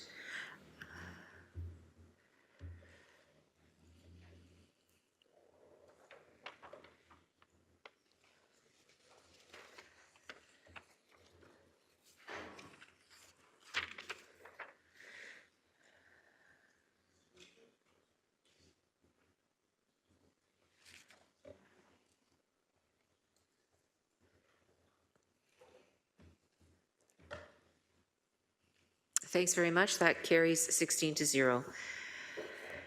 We next have 6.8, Emergency and Community Services Committee Report 22-014, December 1st, 2022. Councillor Clark, may I please have a motion to receive and approve the recommendations within the Emergency and Community Services Committee report? Thank you, Mayor Horwath. It's moved by myself and seconded by my seatmate, Councillor Kassar, that Emergency and Community Services Committee Report 22-014, being the meeting held on Thursday, December the 1st, 2022, be received and the recommendations contained therein be approved. Thanks very much, Councillor Clark. It's my understanding that Councillor Kretsch has an amendment to item 9, funding for the YWCA Hamilton. Councillor Kretsch, can you go ahead and introduce your amendment to item 9, please? Thanks. I do. It's moved by myself and seconded by Councillor Narinder Nan. If staff could put it up, that'd be helpful. It's mild preamble. Just omitted some things and made some omissions to the original motion, so have they been corrected now, making sure all the asks from the presentation are being referred. So it's an amendment to item 9 of the Emergency and Community Services Committee Report 22014, respecting the funding for YWCA Hamilton. And whereas the request for $2.6 million for food security and staffing to achieve housing outcomes to keep women from remaining homeless was omitted from the motion approved at the December 1st, 2022 Emergency and Community Services Committee meeting. Therefore, be it resolved, the item 9 of the Emergency and Community Services Committee report be amended to read that the funding request by YWCA Hamilton at the December 1st, 2022 Emergency and Community Services Committee meeting respecting housing and homelessness for women and gender diverse people in the amount of a $3.15 million capital contribution, $800,000 towards demolition and abatement, and $2.6 million for food security and staffing to achieve housing outcomes that keep women from remaining homeless be referred to consideration of the 2023, and I think it should say, tax-supported operating budget in consultation with the YWCA. Thanks, Councillor. No, pardon me, I'm wrong. I should just say budget process because it's going to be both capital and operating budget asks. I retract that. Thank you. As on the screen. As is on the screen. Thanks, Councillor Kretsch. That was moved by Councillor Kretsch. And who was your seconder, Councillor Kretsch? Councillor Nan. Fantastic. Okay, is there any discussion on the item? On the amendment? No? General Manager Zagarek? Through you, Madam Mayor, can I just suggest that it be referred to the tax-supported operating budget process? I appreciate it's the organization's capital requirement, but it would be an operating impact to the City of Hamilton. Is that, that's fine? Okay. Thank you for the clarification, General Manager Zagarek. So with that small change, we can, I think, go to the vote, please. So you were right in the first place.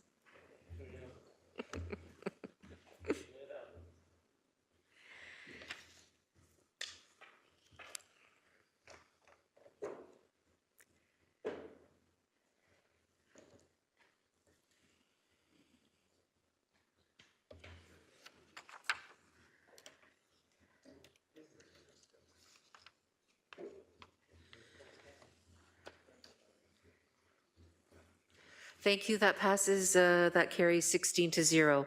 Are there any other items that members that are within this report that members would like to speak to, amend, or have voted on separately? Seeing none then on the main report as amended, may I please have folks cast their votes? Thank you.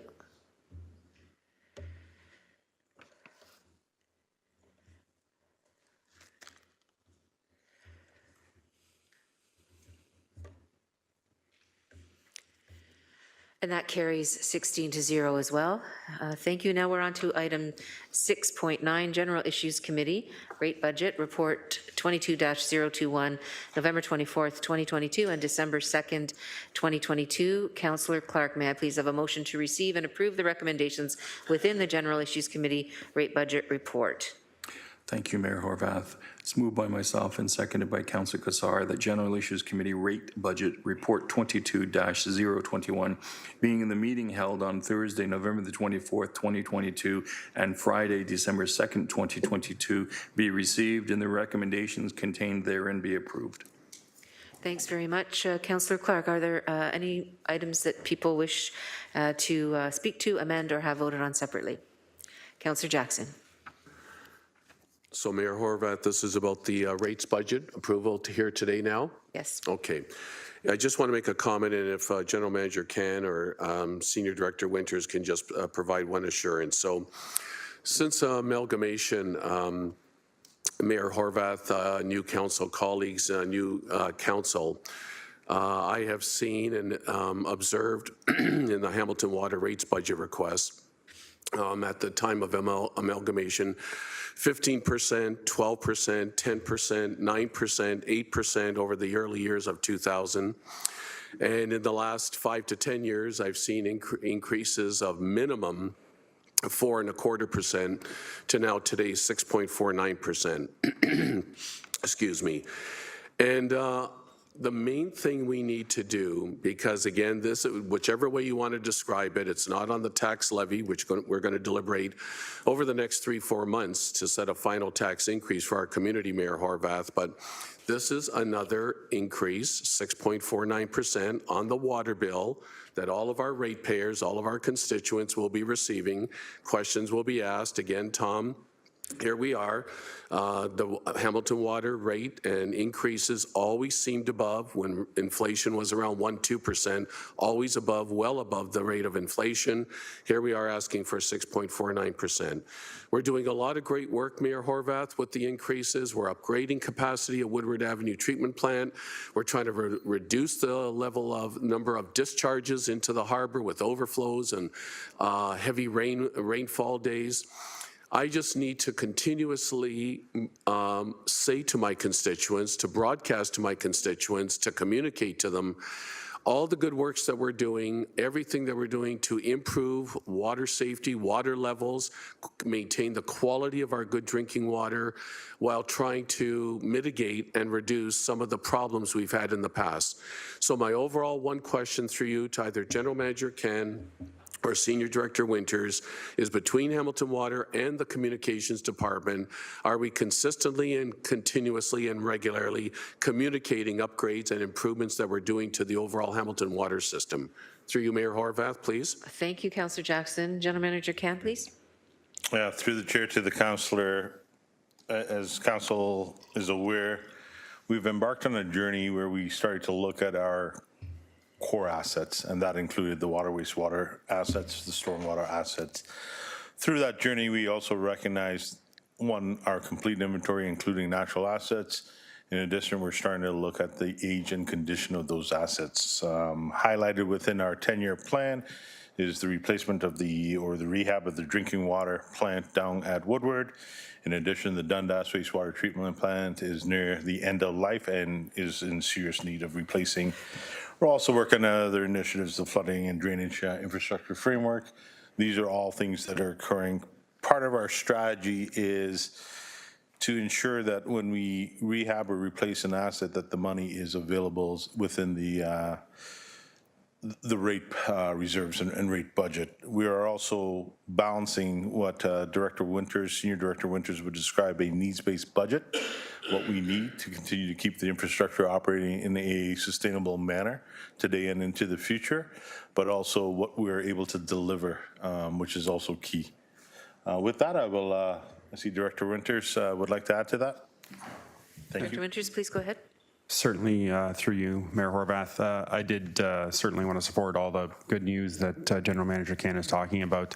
I did want to mention, though, that Director Grant, I think, wanted to address this from a communications perspective. Please go ahead, Director Grant. Thank you. Through the chair, Matthew Grant, Director of Communications and Strategic Initiatives. Short answer to you, Councillor Jackson, is yes. One of the initiatives that we're going to be starting in the new year is an overview on the website of major municipal services, kind of a municipal 101. The very first thing we're starting with is the water and sewer system, obviously in light of recent events. I believe that members of my team sat down with members of Hamilton Water earlier this week to get started on that.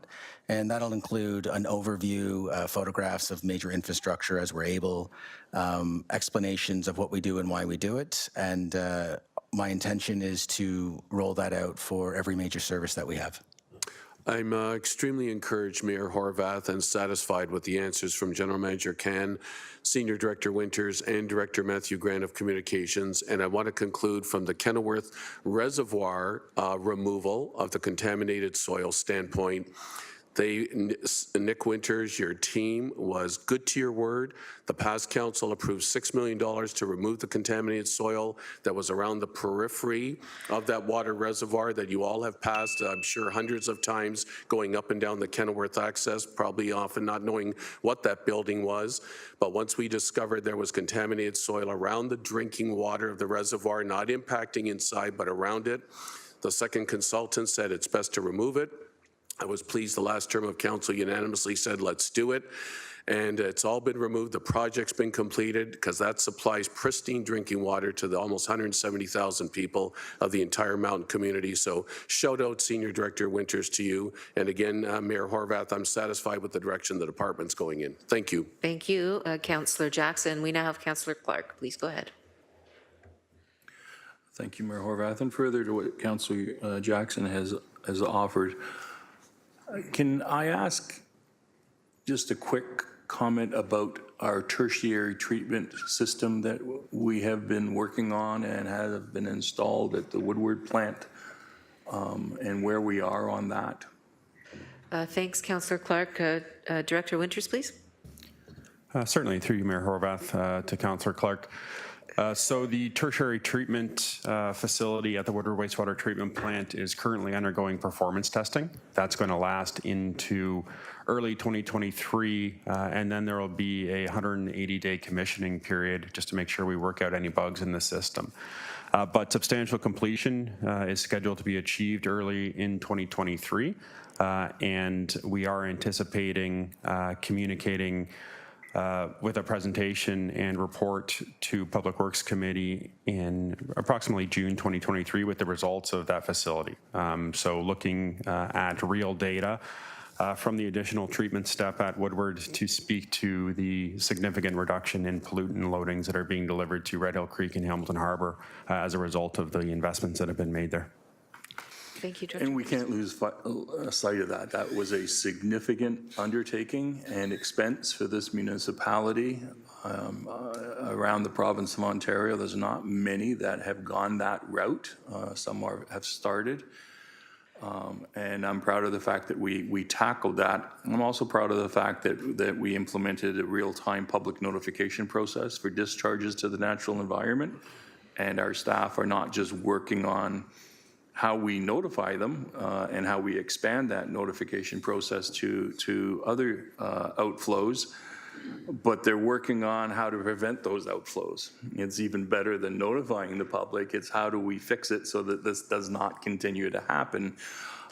And those fixes, if I can use that term colloquially, are funded through the rate budget.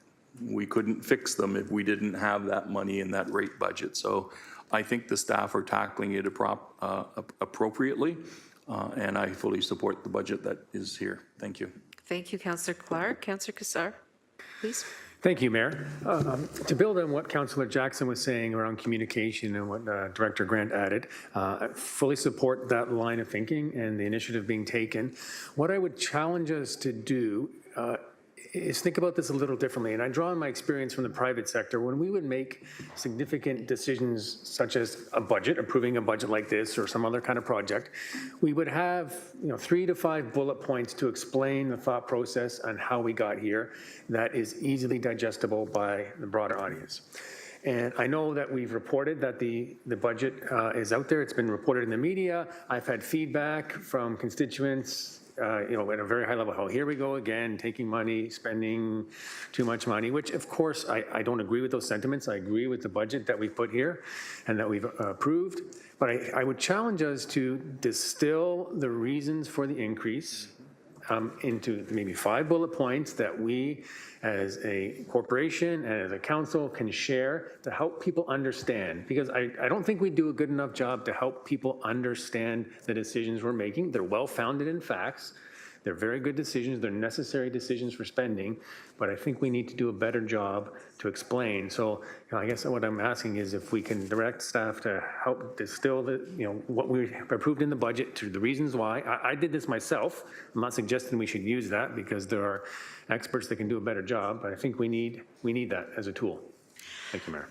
Thanks, Councillor Kassar, and I'll send that up to Director Grant with the kind of plain language idea and succinct language idea. Is that correct? Through the chair to Councillor Kassar, Matthew Grant, Director of Communications and Strategic Initiatives. I agree with you. And so upon ratification today, if council so chooses to do that, we'll put out a media release which will be in plain language. That'll be accompanied by bullets that give a high-level overview of what council has just approved. And that will be in your inboxes later today to also help council explain that to their residents, because I appreciate that's also a major audience.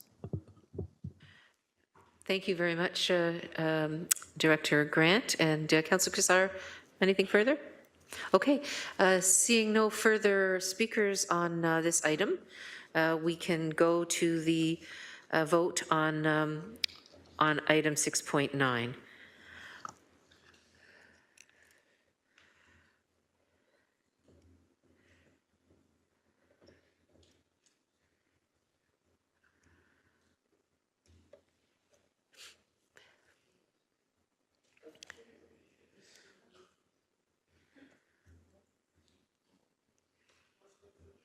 Councillor McMeekin?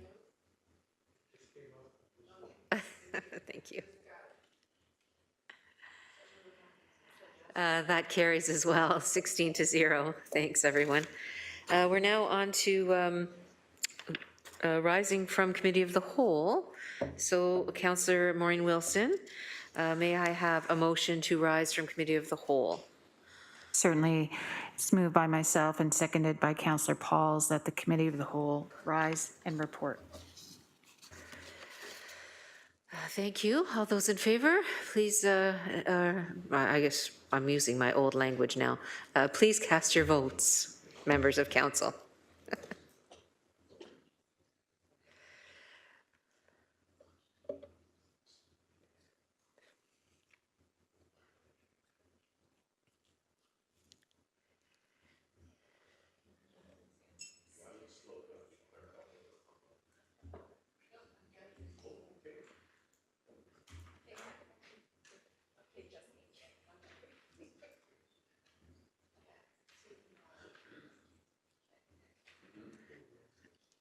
Okay, thanks, council members. 16-0, that's carried. We're now on to section 7 of the agenda, which is the motions. Item 7.1, disbanding of the Mayor's Ukrainian Humanitarian Crisis and Response Advisory Committee. Councillor Danko, would you please present your motion? Thank you, Madam Mayor. Perhaps you'd second this. This is the Mayor's Ukrainian Humanitarian Task Force. And then I'll read it into the record and then turn to staff for an explanation. Whereas Council on March 30th, 2022 approved the creation of the Mayor's Ukrainian Humanitarian Crisis and Response Advisory Committee, and whereas city staff and Hamilton's partner organizations led by Hamilton Immigration Partnership Council have and continue to meet the demands, therefore be it resolved that the Mayor's Ukrainian Humanitarian Crisis and Response Advisory Committee be disbanded, that the General Manager of Health and Safety Committees, relevant HSC divisional directors, senior HIPC project manager continue to work with federal and provincial government partners on a comprehensive settlement plan to welcome these Ukrainians into the City of Hamilton that includes, but is not limited to, the necessary provincial and federally funded supports for housing, health, education, transition, and labor services, and that staff report back to the General Issues Committee with a progress update, the number of displaced Ukrainians that could be supported and any resource requirements. And if I could just turn to staff, again, this is a bit of a housekeeping direction, and if staff could provide any additional comments. Thank you. I'm sorry, do you have who's the seconder, Councillor Danko? I'm the seconder? I'll second that motion. Go ahead, General Manager Burden, please. Angie Burden, General Manager of Healthy and Safe Communities. Through you, Madam Mayor, to Council. You may remember that we have previously reported back to Council and received authority to support Ukrainian newcomers into the Hamilton community. And we have also engaged with our GTHA municipalities in a collective regional response.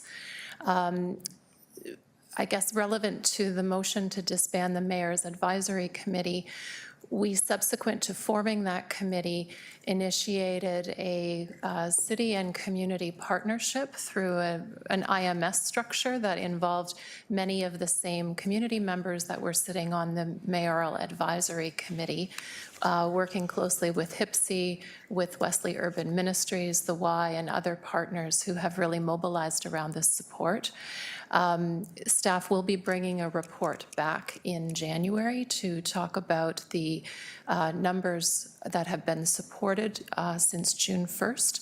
There is a meeting on Friday whereby we continue to ask the federal government for ongoing support to cover the gap for housing and supports between that 2-week period of time after Ukrainian newcomers arrive in the communities and the time whereby permanent supports would kick in. So we will have more information on that.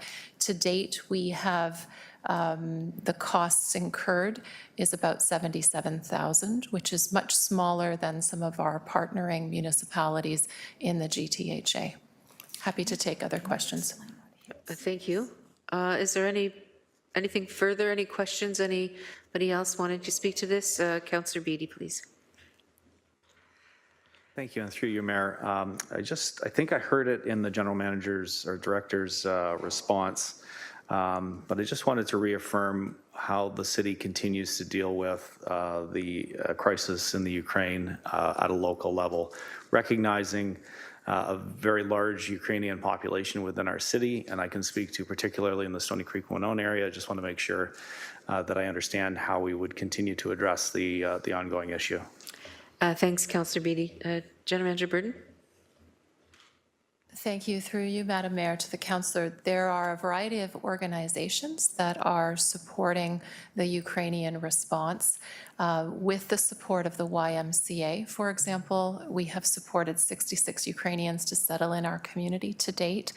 Housing support is limited to informal private hosting, billeting, or the municipal system that has been authorized previously in the report to council. So previously we were looking at some hotel accommodation and really looking at the municipality providing temporary support through this collective response. And then the federal government response actually does provide support for long-term settlement, tendency to not kick in until about 45 days after. So that's that short-term period where we're looking to cover through this emergency response. Councillor Beatty, thank you. Thank you, and through you again, Mayor Horvath, just to clarify, and again going back to the need for maybe some plain language reporting, there continue to be supports in place for the Ukrainian crisis and for refugees coming to our country, even after this particular committee is disbanded. And I just want to clarify that. That's correct, and I think what the general manager is identifying is that all of the players are still engaged and involved, but it's more of a staff model than an advisory committee, as they're all working collaboratively to continue to provide supports and services. But I'll go to the general manager again for clarification. That is correct.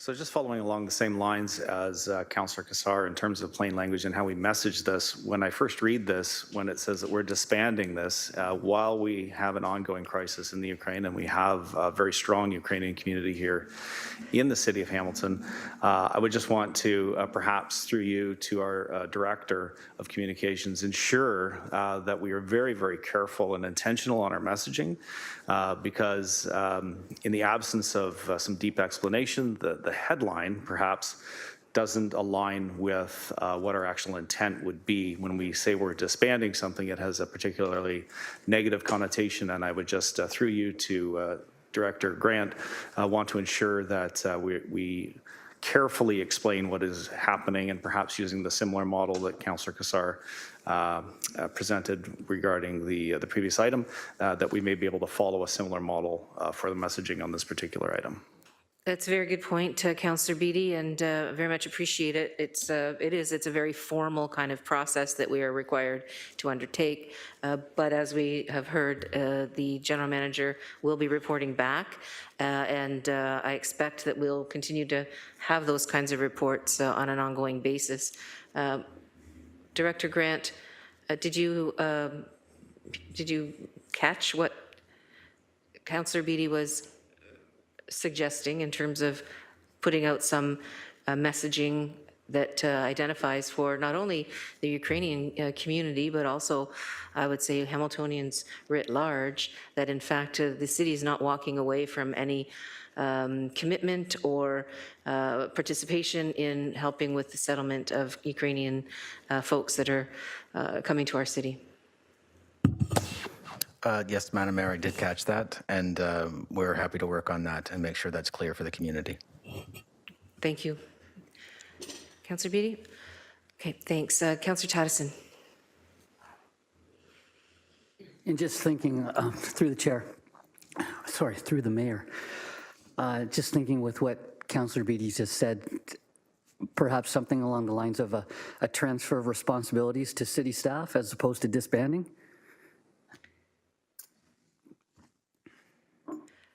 I would accept perhaps Councillor Danko could accept a friendly amendment that identifies clearly that disbanding the Mayor's Ukrainian Humanitarian Crisis and Response Advisory Committee and transferring responsibility to staff. That's fine with me if that meets the needs of staff. I mean, we are still disbanding the committee. Yes. but The intention is to transfer those responsibilities. Transition? Okay, so we have some comments from clerks. General Manager Burden, please. Thank you, Madam Mayor. To the councillor, I was going to reiterate that formally we do need a motion to disband. Otherwise, there would be a requirement to develop terms of reference and subject to all the other processes for advisory committees, which is the reason for Councillor Danko's motion. I'm fine with that wording of transition. Thank you. Thank you. So transitioning responsibility to staff as a friendly amendment. Is that okay, Councillor Danko? Perfect. Councillor Tattison? That is all, Mayor. Thank you. Perfect. Thank you all very much. So then the on the motion, moved by Councillor Danko as amended, seconded by myself. Can we have a vote, please?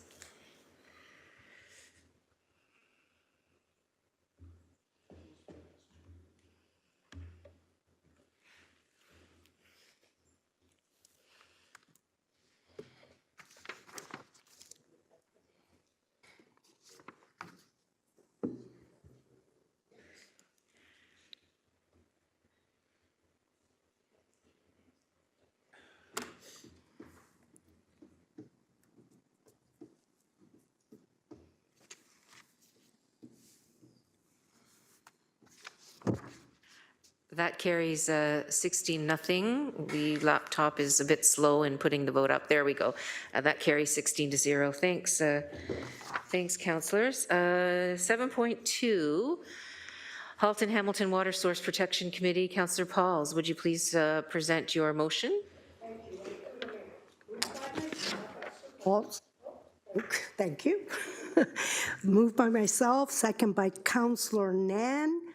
The Halton Hamilton Water Source Protection Committee, whereas Councillor A. Wilson was appointed to the Conservation Halton Board of Directors on November 16, 2022, and also put forward for consideration as one of the representatives who represents Hamilton, Grimsby, Niagara, and Halton Hamilton Water Source Protection Committee, and whereas the City of Hamilton has been advised, as per Section 7.3 of Ontario Regulation 28807 of the Clean Water Act 2006, SO 2006-C22, that the Source Protection Authority shall not appoint a person as a member of the Source Protection Committee if the person is a member or employee of a conservation authority whose area of jurisdiction under the Conservation Authority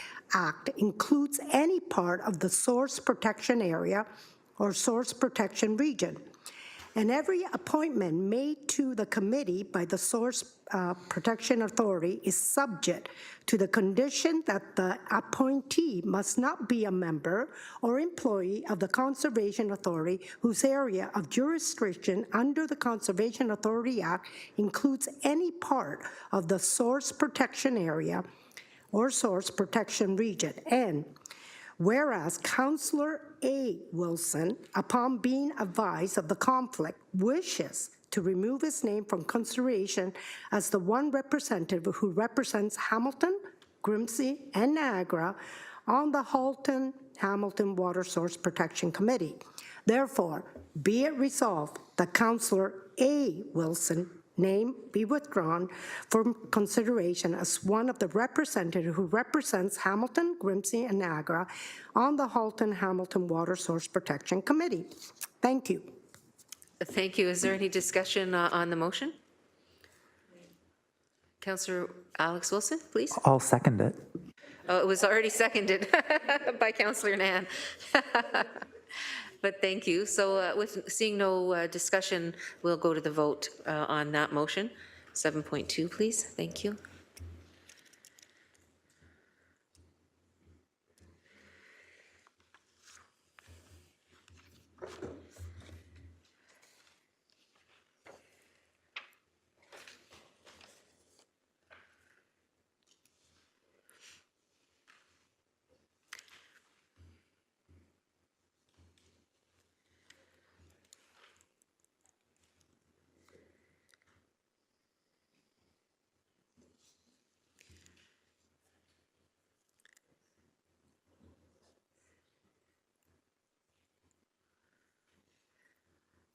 That carries 16-0. Thanks very much. We're now on to 7.3. Councillor Clark, would you please present your motion, an amendment to item 7 of the Emergency Community Services Committee report, 22-012, respecting the adaptation and transformation of services for people experiencing homelessness, update 6, HSC 20020F. Please, Councillor Clark. Thank you very much, Mayor Horvath. It's moved by myself and seconded by Councillor Kassar. I am just going to the resolution itself. Be it resolved that item 7 of the Emergency and Community Services Committee Report 22-012, respecting the adaptation and transformation of services for people experiencing homelessness, update 6 HSC 20020F citywide, be amended by adding a new subsection E as follows: that the general manager of the Health and Safety Safe Communities Department be directed and authorized to enter into, execute, and administer all agreements and documents necessary to implement the grants outlined in Recommendation A on terms and conditions satisfactory to the general manager of the Healthy and Safe Communities Department and in a form satisfactory to the city solicitor. Okay. Thank you. Thanks, Councillor Clark. Is there any, Councillor Nan, please? Thank you. Through you, Mayor, just a question, as there's a series of these amendments coming forward from the chair of our Emergency Community Services Committee to staff. There are a number of amendments, if you could provide any comments. So this one seems pretty run-of-the-mill housekeeping, but if you could just clarify. Thank you. General Manager Burden, please. Thank you, General Manager Burden, Healthy and Safe Communities, Angie Burden, through you, Madam Mayor, to the councillor. There are a series of amendments from this past August that in the amount of work that staff took to bring a comprehensive plan forward, we missed a couple of technicalities, such as enabling me to enter into agreements and to enter into contracts. So those are those amendments. There are a few from 2021 where legal has also asked for additional clarification. There's no substantive change to the content. It really is just housekeeping. Thank you. Thank you. Just wanted those clarifications. Thanks, Councillor Nan. Is there any further discussion on this item? Seeing none, can we please go to a vote then on the amendment?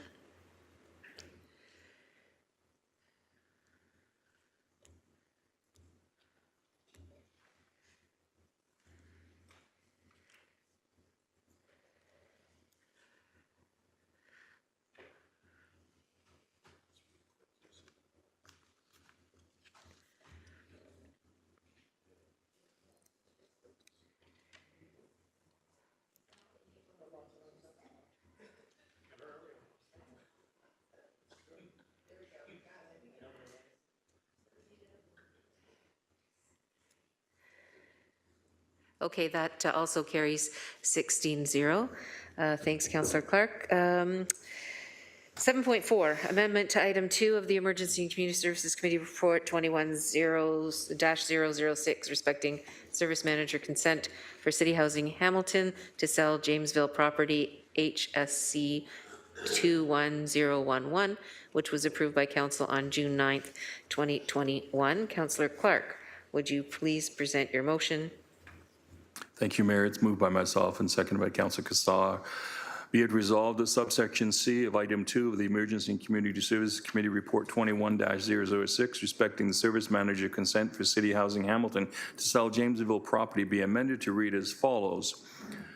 That the rent subsidy funding provided to the new Jamesville building starting in 2024 rather than 2023 be increased annually by the allowable rent increase guidelines set by the Ministry of Municipal Affairs and Housing. Thank you. Thank you. Councillor Clark, is there any discussion on this item? Seeing none, thanks for the motion, and we'll now go to a vote. Councillors, please.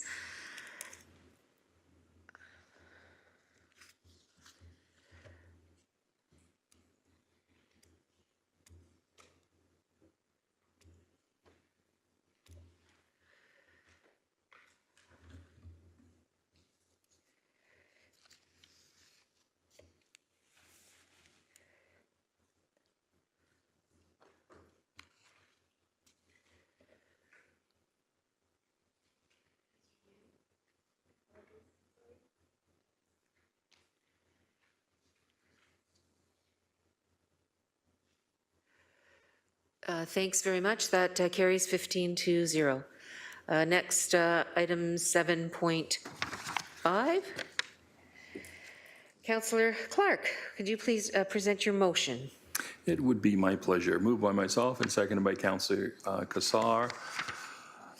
Be it resolved that item 6.3 of the December 15th, 2021 Council minutes respecting Canada Mortgage and Housing Corporation CMHC Rapid Housing Initiative RHI project stream funding be amended by deleting subsection F in its entirety and renumbering the remaining subsection accordingly to read as follow.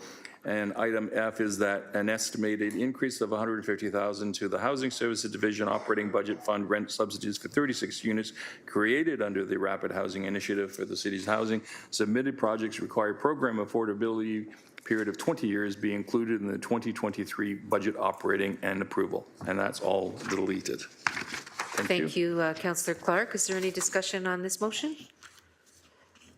Seeing none, I'll ask council members to please identify your vote, record your vote.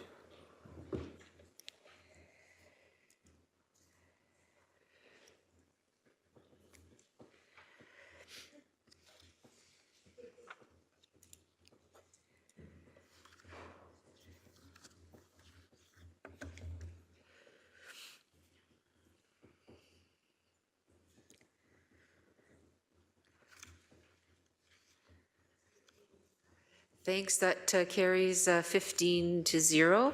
Item 7.6. Councillor Clark, would you please present your motion? It would be my pleasure, Mayor. Moved by myself and seconded by Councillor Kassar.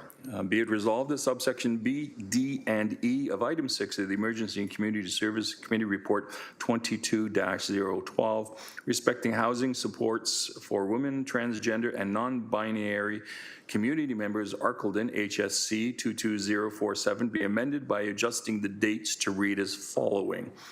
Item B, the program annually beginning in 2024, not 2023. D, it changes from November 22nd to October 23rd to January 23rd to December 2023. And E, it changes from 2023 to 2024. Thank you, Mayor. Thank you, Councillor Clark. Is there any discussion on this matter? Councillor Nam, please. Thank you, and it's likely in the same answer that General Manager Burden provided previously as it relates to this item in particular. Last term of council moved it in order to help meet some gaps as it relates to this population. The amendment is moving to shift the funding from 2023 to 2024. Does that also include delay in operations and startup? I know that they were facing some construction delays as related to the pandemic and other things. Is this tied to that? Thank you. General Manager Burden.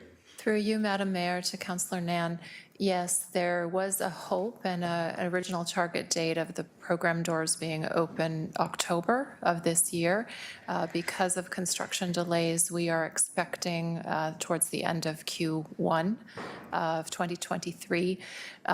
Council may remember that the previous authority was to provide operating dollars for a period of 1 year, in which time we would be advocating to upper levels of government as really these supports belong in that sort of the purview of the provincial government. So we want to ensure that there is a full year of operating that can flow. So again, a bit of housekeeping and a bit of strategy around advocating to those upper levels of government.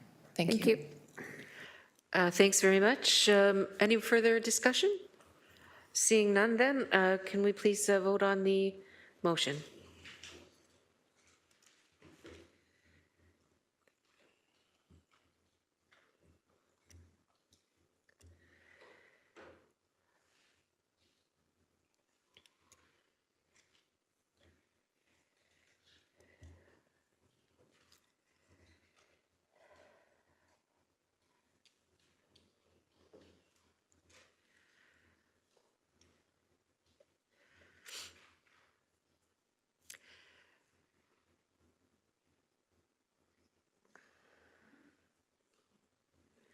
Thanks very much. That carries 16 to 0.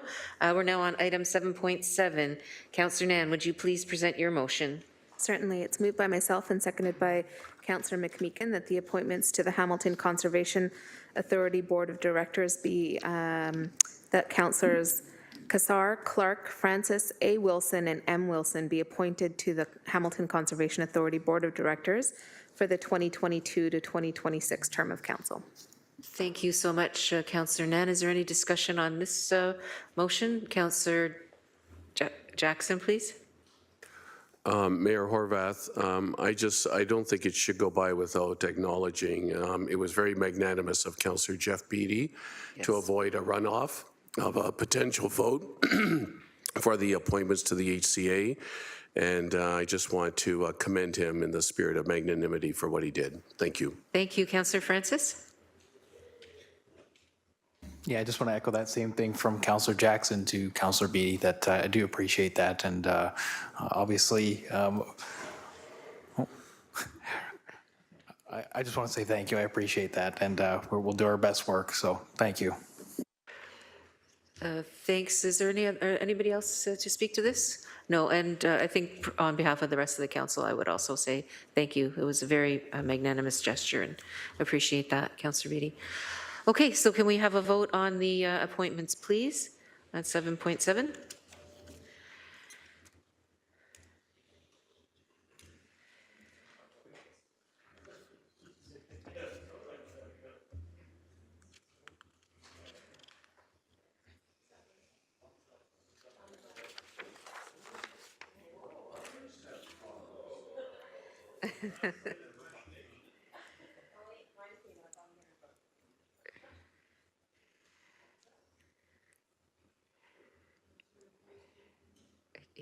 Councillor McMeekin, did you support this? Yes.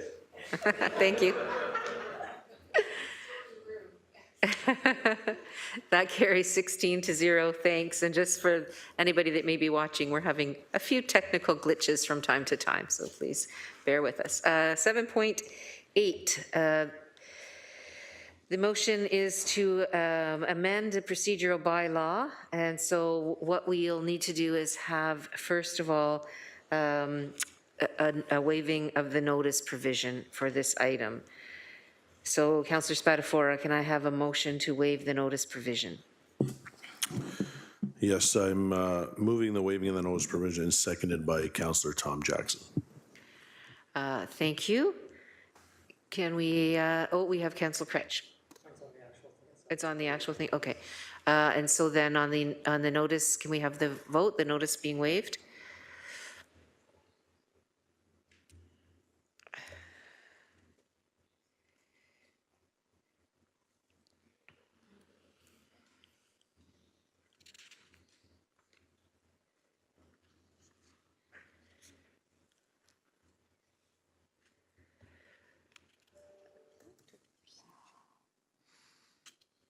That carries 14 to 1.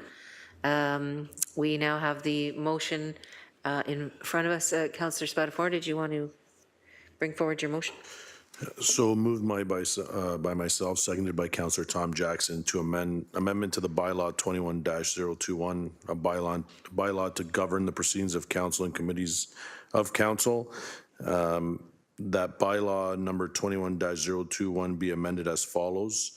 Under 5.2, the appointment of committee chairs and vice chairs, we will be striking out item 1C, the role of the chair of the General Issues Committee shall be rotated amongst the deputy mayors.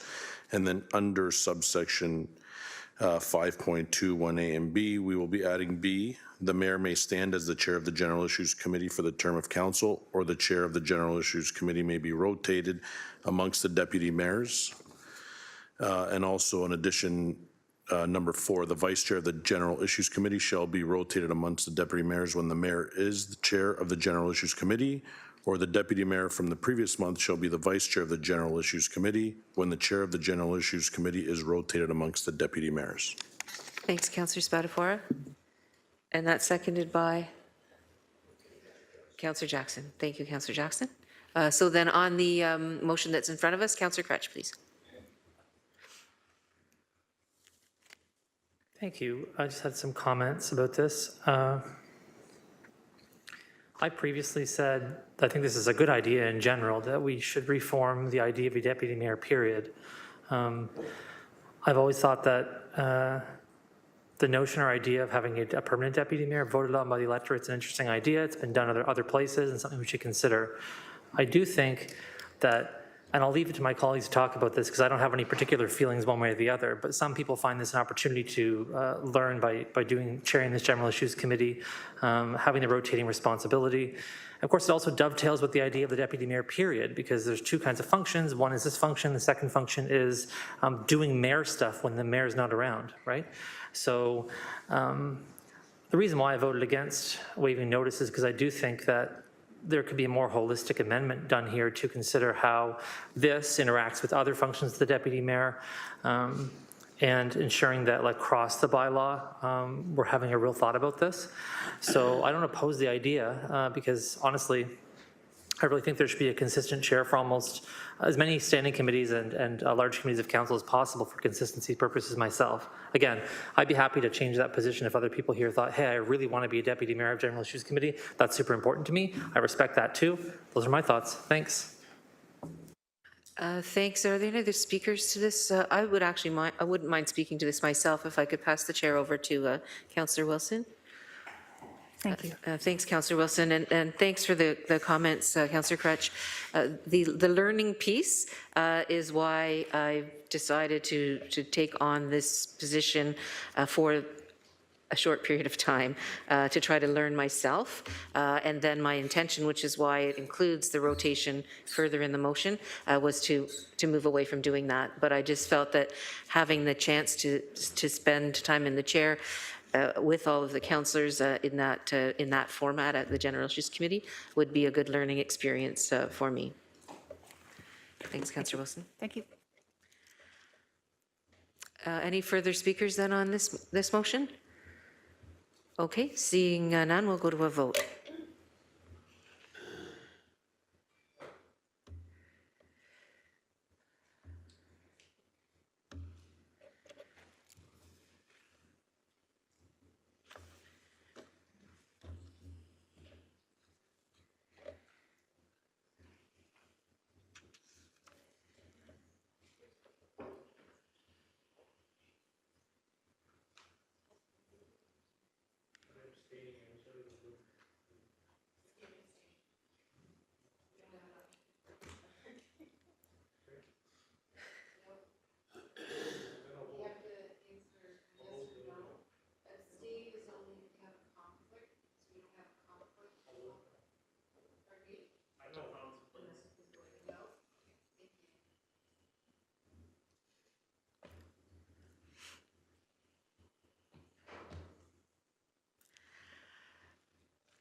Thanks so much. That carries 15-1. Okay, we are now on to item 7.9. Councillor Clark, would you please present your motion? Thank you, Mayor Horvath. Is moved by myself and seconded by Councillor Cassar. Terrapure Community Liaison Committee name change to the GFL Community Liaison Committee, whereas GFL Environmental Inc. acquired Terrapure Environmental Landfill Site in Stony Creek in 2021, and whereas the acquisition has also changed the name of the Community Liaison Committee, therefore be it resolved that all references to the Terrapure Community Liaison Committee be changed to the GFL Community Liaison Committee effective immediately. And can I just ask one quick question of the clerks? Sir, certainly. Have we, Mayor, appointed the members to the council members to the Community Liaison Committee? We have already? Thank you very much. Thanks, Councillor Clark. Is there any further discussion on this motion? Seeing none, we will go ahead to a vote.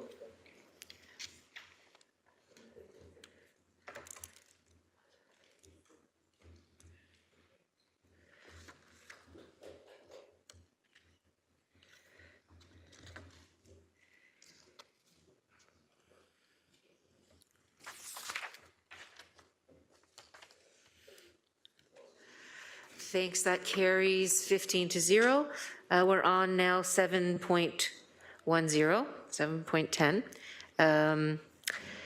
Councillor Clark, would you please present your motion? Thank you, Mayor Horvath, and it may interest my colleagues that this is my last one.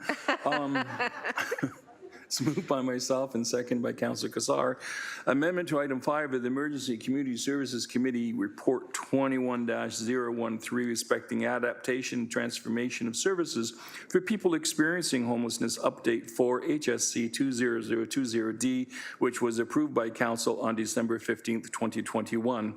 Be it resolved that subsection B of item 5 of the Emergency Community Services Committee Report 21-013 respecting adaptation and transformation of services for people experiencing homelessness update 4 be amended by adjusting the date to read March 31st, 2023. And that's in item B of that document. And that's it. Thank you, Mayor. Thank you, Councillor Clark. Is there any discussion on this motion? Councillor Jackson. Thanks, Mayor Horvath. I really want to thank Councillor Clark for bringing this forward. If I recall, this continues in the spirit of the delegates we heard from the YWCA with Medora Uppal, as well as from Sasha with Jessica Bonilla-Damptey, the importance of maintaining Carol Ann's Place and the challenges they were having financially. So if I understand and interpret this correctly, this buys some more time and provides additional funding until we hopefully get a permanent solution. And I'm extremely supportive for the 22 single homeless women that will still be able to have a home that they've been able to call home at this time. Thank you, Mayor Horvath. Thank you, Councillor Jackson. Is there any other discussion on this item? Seeing none, then we can please go to a vote.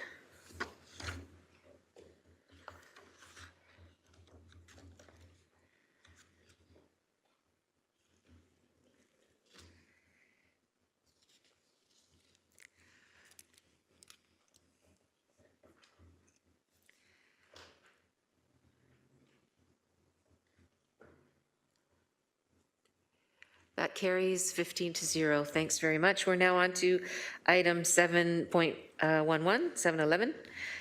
City Housing Hamilton. Can I have your motion, please, Councillor McMeekin? Yes, thanks, Your Worship.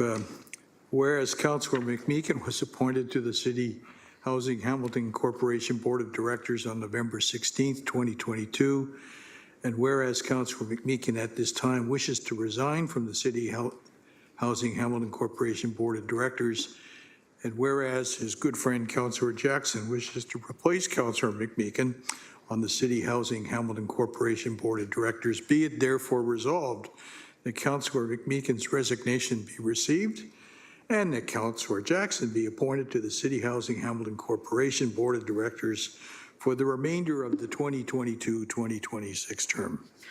And that is seconded by Councillor Jackson. Any discussion on this? Councillor Jackson, please. It could be. Mayor Horvath, if my colleagues will recall when we caucused a few weeks ago over all the committees and boards we wanted to serve on, if you recall, mine was one of the original 5 that was going to be approved to be nominated to the City Housing Hamilton Board. I loved my work on it the last term. I got a few projects in the ward, and I've been very supportive citywide of other important projects, especially for seniors across the city. When the former Minister of Housing for the province decided to put his name forward, then there was absolutely no way I was not going to acquiesce to that. I stepped aside, again in the spirit of magnanimity, and was very proud that former Minister, now Councillor McMeekin, would take my spot. But in discussions with Councillor McMeekin, and I know that he's going to be involved probably in more citywide, a housing type of strategy, more citywide, is my understanding. And with his own workload, I'm deeply grateful when he gave me a shout and said, would you like to go back on? I said, absolutely, in a heartbeat, and hoping my colleagues will understand why it's here before you with just my name as his replacement. Thank you, Mayor Horvath. Thank you, Councillor McMeekin. Thank you, Councillor Jackson. Is there any further discussion on this item? We'll then go to a vote. Thank you.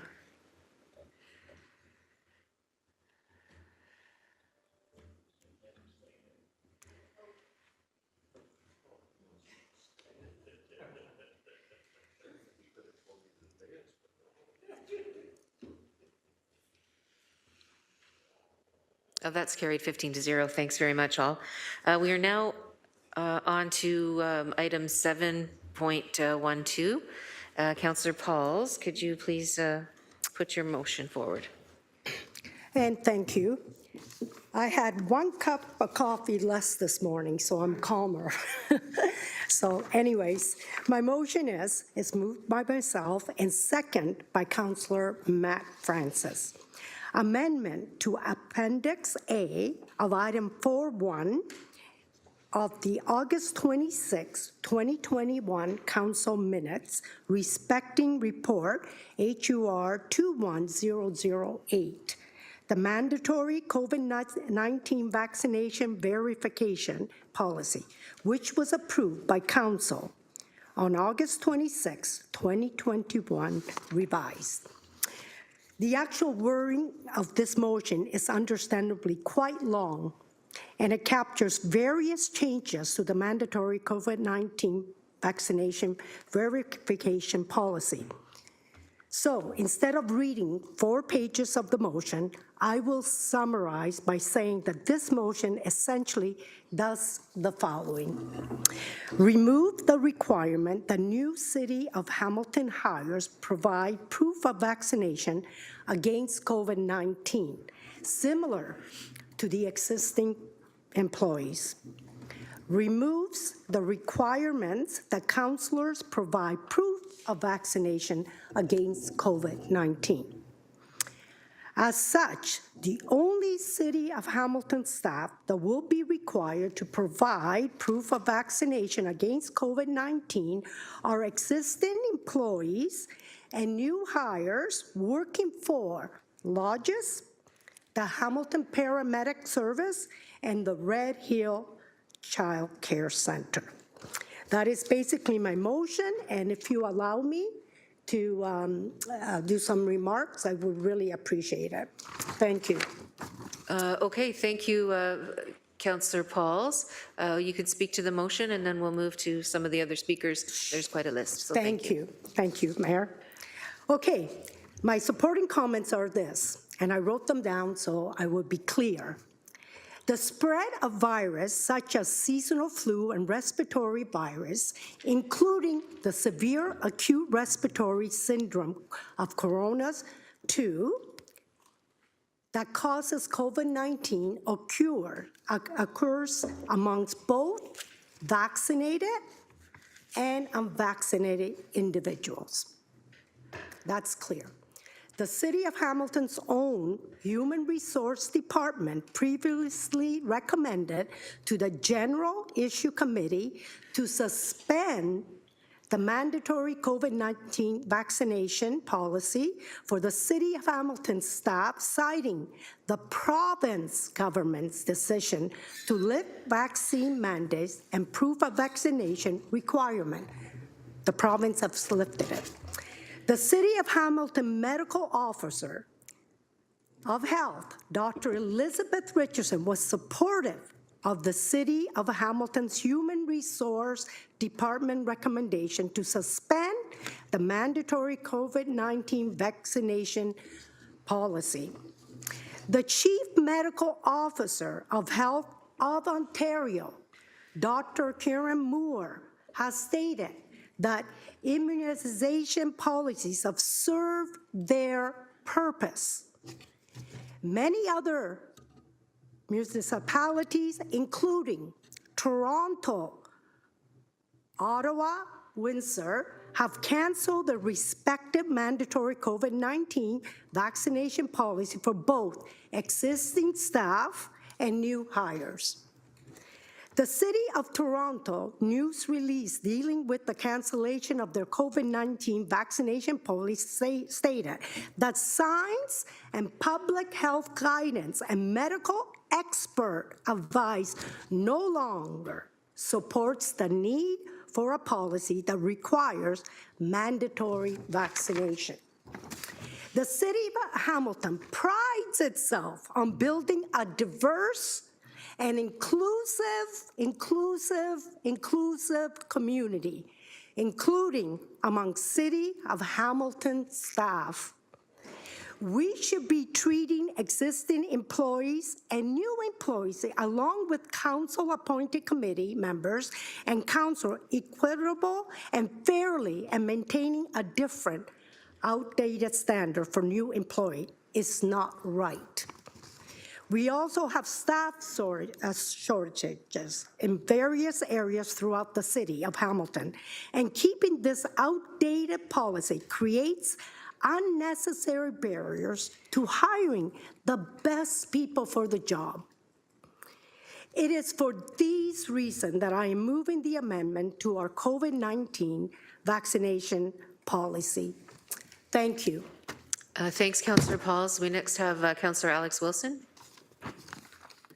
Thank you, and thank you to the members for bringing this motion forward. I think this is an important conversation to have. I'm not sure it's today's conversation, so I'll be moving to refer this to the February 13th Board of Health meeting. I have language with the clerks, and I can read out what that motion looks like, but that's what I'll be doing right now is I'm moving to defer this.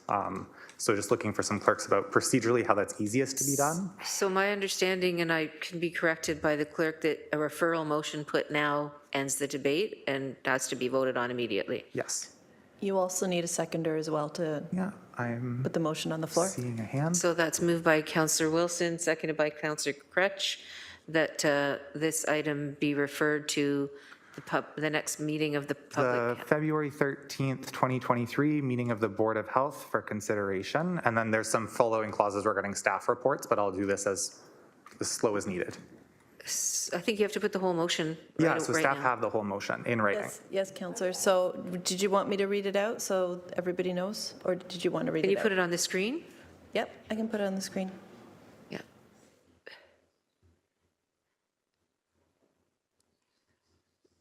So the city manager, while that's happening, has some information to share?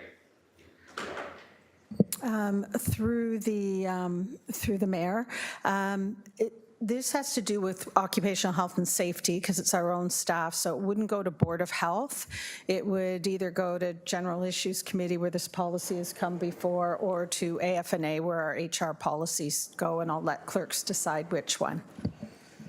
So that's where we'll go with that, Councillor Wilson? Okay. Are we putting it up on the screen? Yep. Okay, thank you. And there's no debate on a referral motion, is my understanding. I'm sorry? Except on directions. Correct. Okay. It'll just be on the instructions that are within it.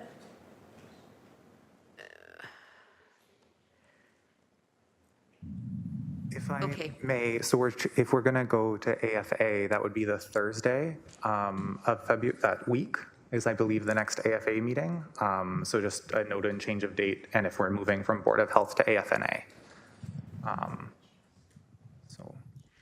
So the motion is moved by Councillor Alex Wilson and seconded by Councillor Kretsch, that motion 712 be referred to the January 19th? Is that what the date was that you said? So I've been suggesting not the first meeting, the second meeting. We're welcome to debate that in direction, but just to be, like what's currently up here is the second meeting back. It can be the first. We can have that conversation in direction. Just clarifying with the city manager that it goes to General Issues.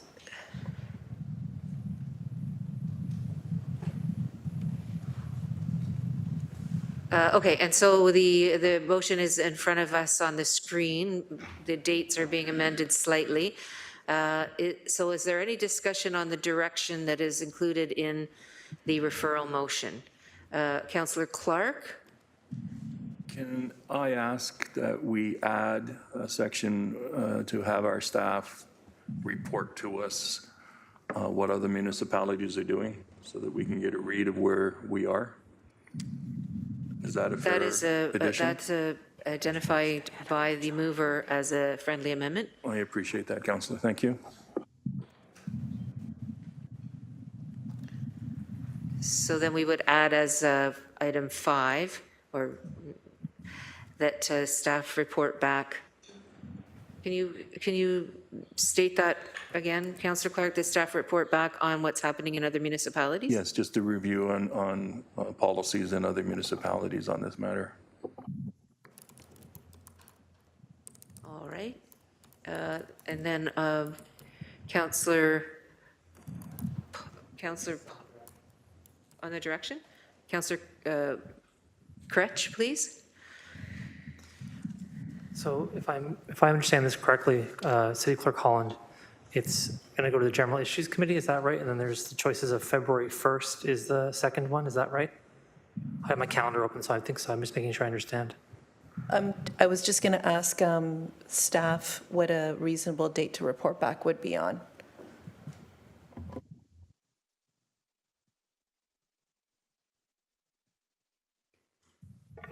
Through you, Madam Mayor, I would be prepared to come back to any GIC meeting in February. That would be ample time.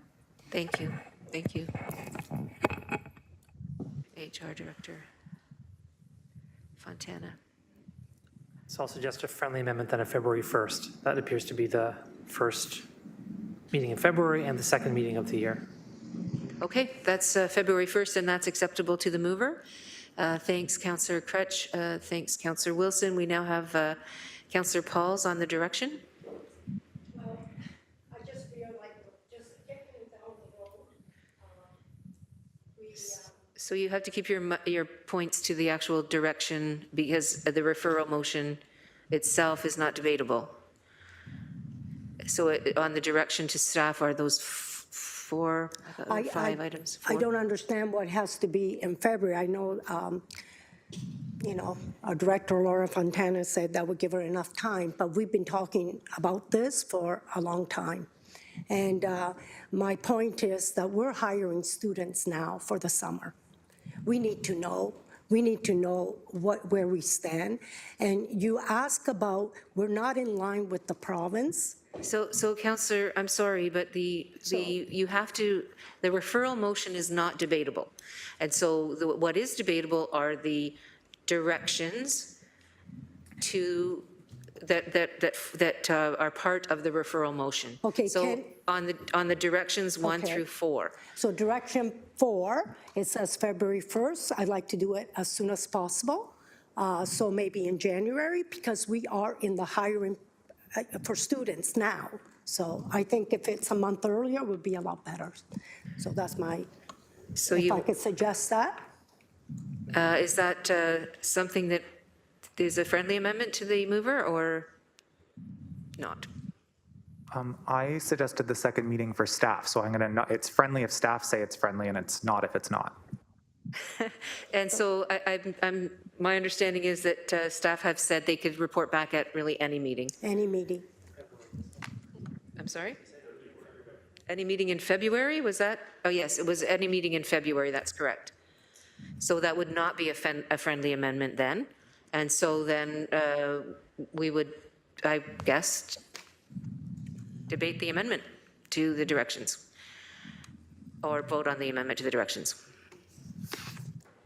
So that would, if Councillor Pauls wishes to change the date, that would be considered an amendment to that date. She would have to have a seconder, and then we would vote on that amendment. Perfect, thank you. If that's what she wishes to do. Is that what you wish to do? You wish to change the date? I would like to amend it, but obviously it's not going to pass. You know, I read the faces, I read everybody's,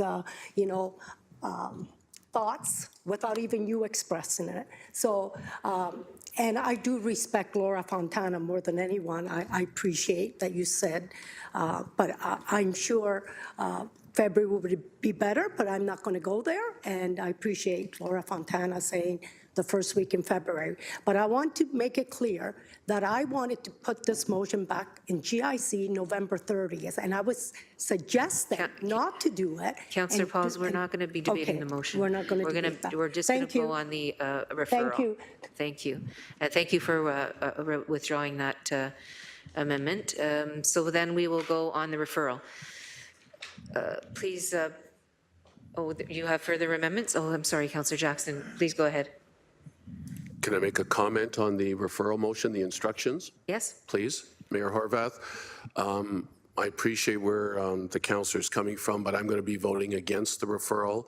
I've had 2.5 years of intense lobbying from both sides coming through and out of the pandemic. I'm not up for another 2 months of lobbying, which the referral motion is going to cause, so I'm voting against it. Thank you, Mayor Horvath. Thanks, Councillor. There's no real debate on the referral motion, but on the instructions there are. So is there any further comment on the instructions? Councillor Danko. Thank you, Mayor Horvath. It's unfortunate that we weren't afforded the opportunity to have a debate initially, at least the first-time speakers, before putting a referral motion on the floor. I will make an amendment to the date, to change the date to February 1st, 2024. I'll put that on the floor. There's no urgency to this, and that will give us ample time to find, COVID is not over. And we need time to understand the long-term ramifications of COVID. So I will put that on the floor now. Okay, do you have a seconder, Councillor Danko? To amend item 4 and item 2, I guess, to all of them to February 1st, 2024. Is there a seconder for that?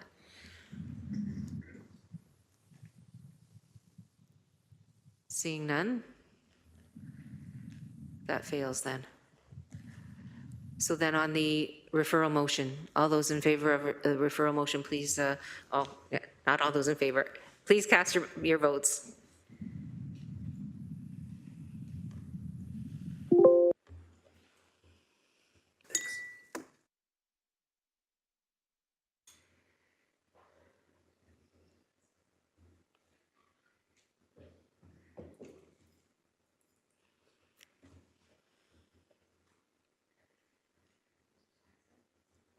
So is everybody?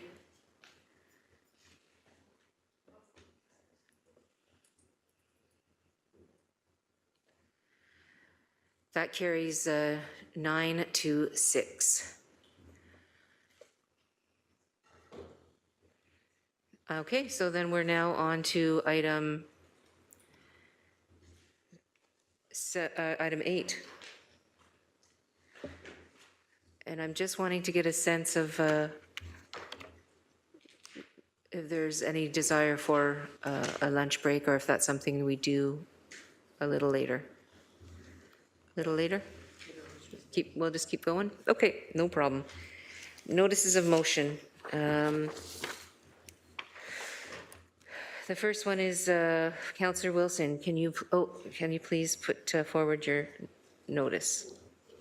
So this is a notice of motion by the other Councillor Wilson. I'm just reading it out on her behalf. So moved by Councillor M. Wilson. So I'm moving it as me? Okay, there we go. Sorry, we're just, sorry, through the mayor? Yes. It will be remaining a notice of motion. She just wanted it read. Yeah. Okay. Perfect. Okay. So moved by Councillor M. Wilson, a sustainable and generationally equitable funding formula for the City of Hamilton's water, wastewater, and stormwater system. Whereas the age and condition of Hamilton's water, wastewater, and stormwater systems requires ongoing investment, whereas Hamilton's discrepancy of wealth in terms of income means that there are members of our community who have issues of affordability, and whereas continuing to pursue a sustainable and generationally equitable funding formula for our water, wastewater, and stormwater systems while providing a focused and intentional subsidy program will assist those made vulnerable by fulfilling this responsibility and maintain the city's commitment to uphold the integrity of our systems. Therefore, be it resolved that staff be directed to assess the existing subsidy provision available to Hamilton residents in relation to the city's water, wastewater, and stormwater rate based on services in order to enable the City of Hamilton to meet its existing and future asset management provisions to uphold the integrity of the infrastructure. Thank you.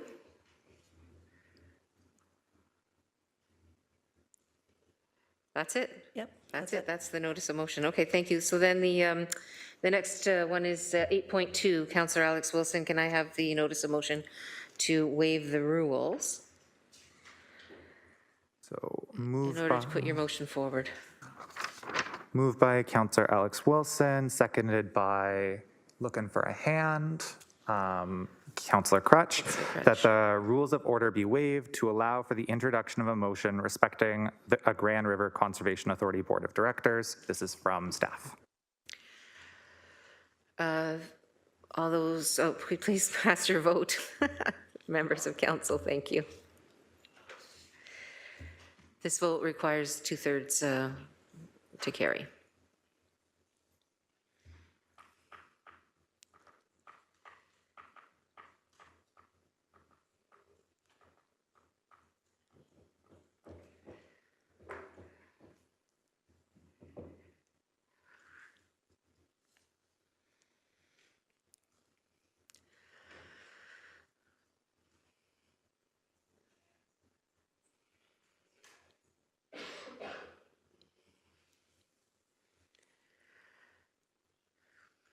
Okay, that carries 15-0.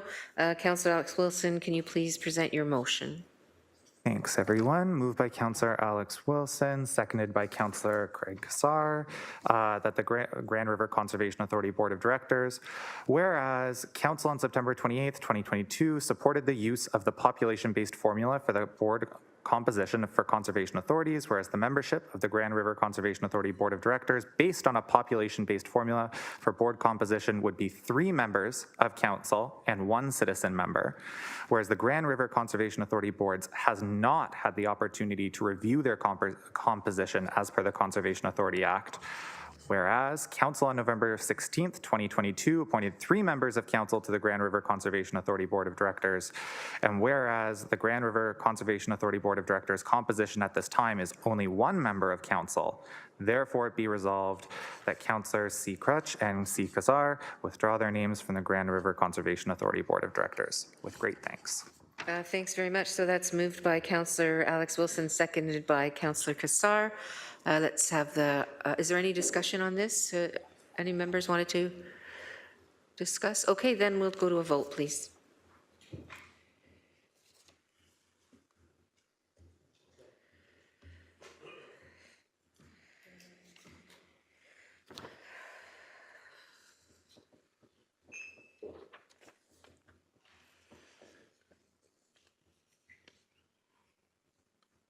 That carries 15-0. Thank you. Item 8.3, impacts of Bill 23, More Homes Built Faster Act. Councillor Francis, may I have the motion to waive the rules, please, first? Thank you. I'd like a motion to waive the rules, seconded by Councillor Beatty. Okay. Please cast your votes.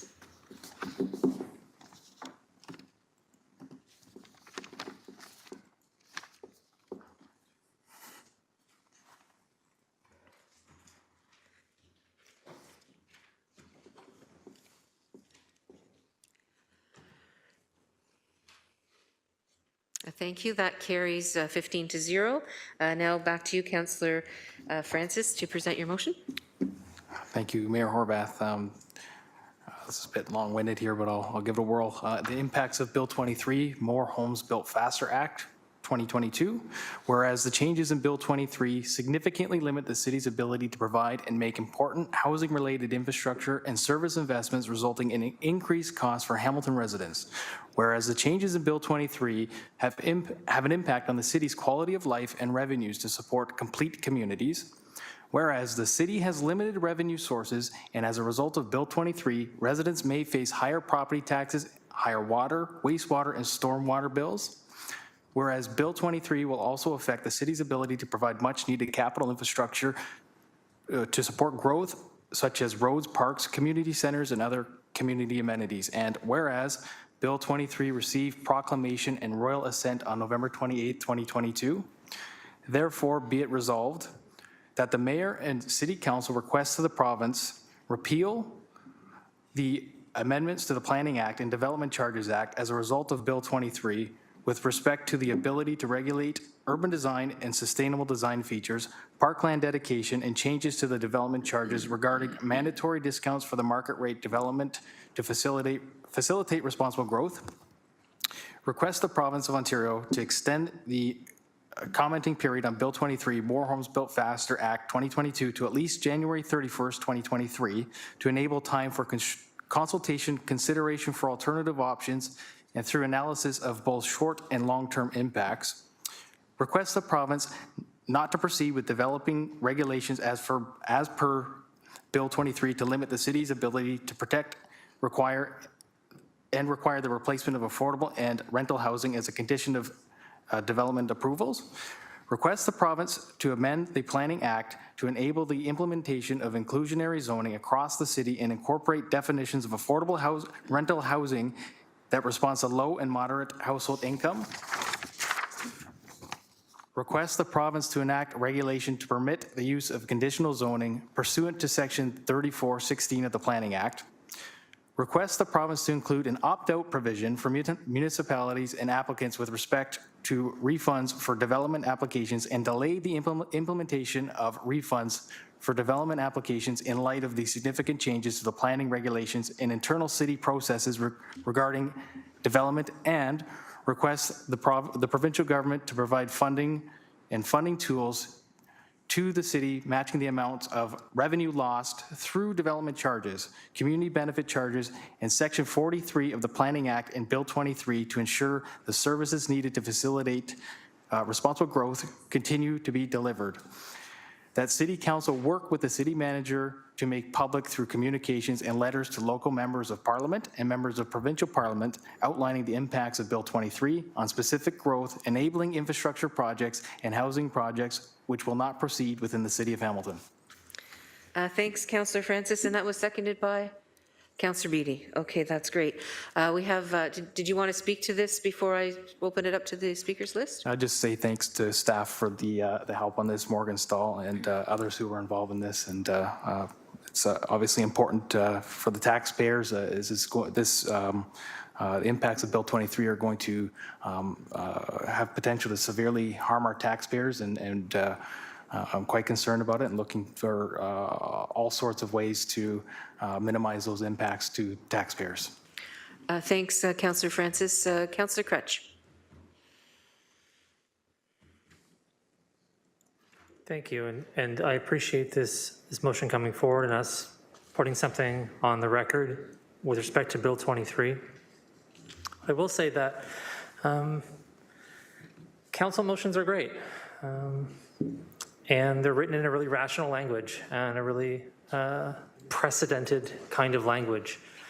And what I keep hearing, no matter where I go, including today when Councillor Maureen Wilson read out information with respect to conservation authorities, is like, this is an unprecedented situation.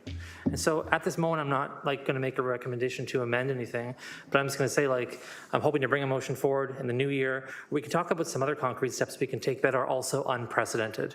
Like, if the provincial government is saying to us that they're going to take these unprecedented steps to control our ability to do all the things that you mentioned in your motion, include degrade and destroy our natural infrastructure, then I think we as a council, this is just my opinion, have to take an absolutely unprecedented approach to responding to this.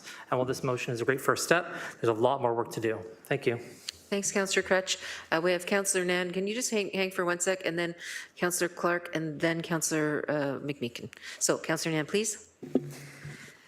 Thank you, and definitely appreciate the motion that's before us. And in the context of talking about Bill 23, is certainly, absolutely, financial impact to our municipality, and then downloaded, of course, to our taxpayers.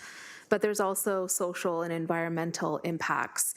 And I think what I appreciated about our process by listening to staff and getting staff's recommendations and comments to Bill 23 is that integration of a holistic lens that looks at the triple bottom line as a municipality, that looks at the financial impact, that looks at the social impact and the environmental impact.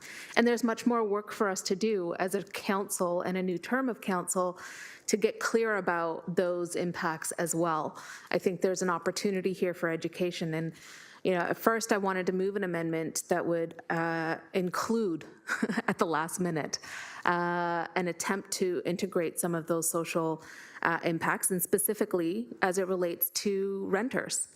I would want guarantees from the province that any municipality, and more importantly, the city of Hamilton, isn't restricted in our ability to protect tenants, specifically those who are living in existing affordable housing, affordable rental housing, and other purpose-built rentals, by making sure that we aren't hindered, but in fact enabled as municipalities to provide specific bylaws like that which is under construction now by staff and consultants that speak to an anti-rent-eviction bylaw regime, that speak to a rental housing framework, policy framework as a municipality that doesn't see tenants getting displaced across our entire municipality over and over and over again.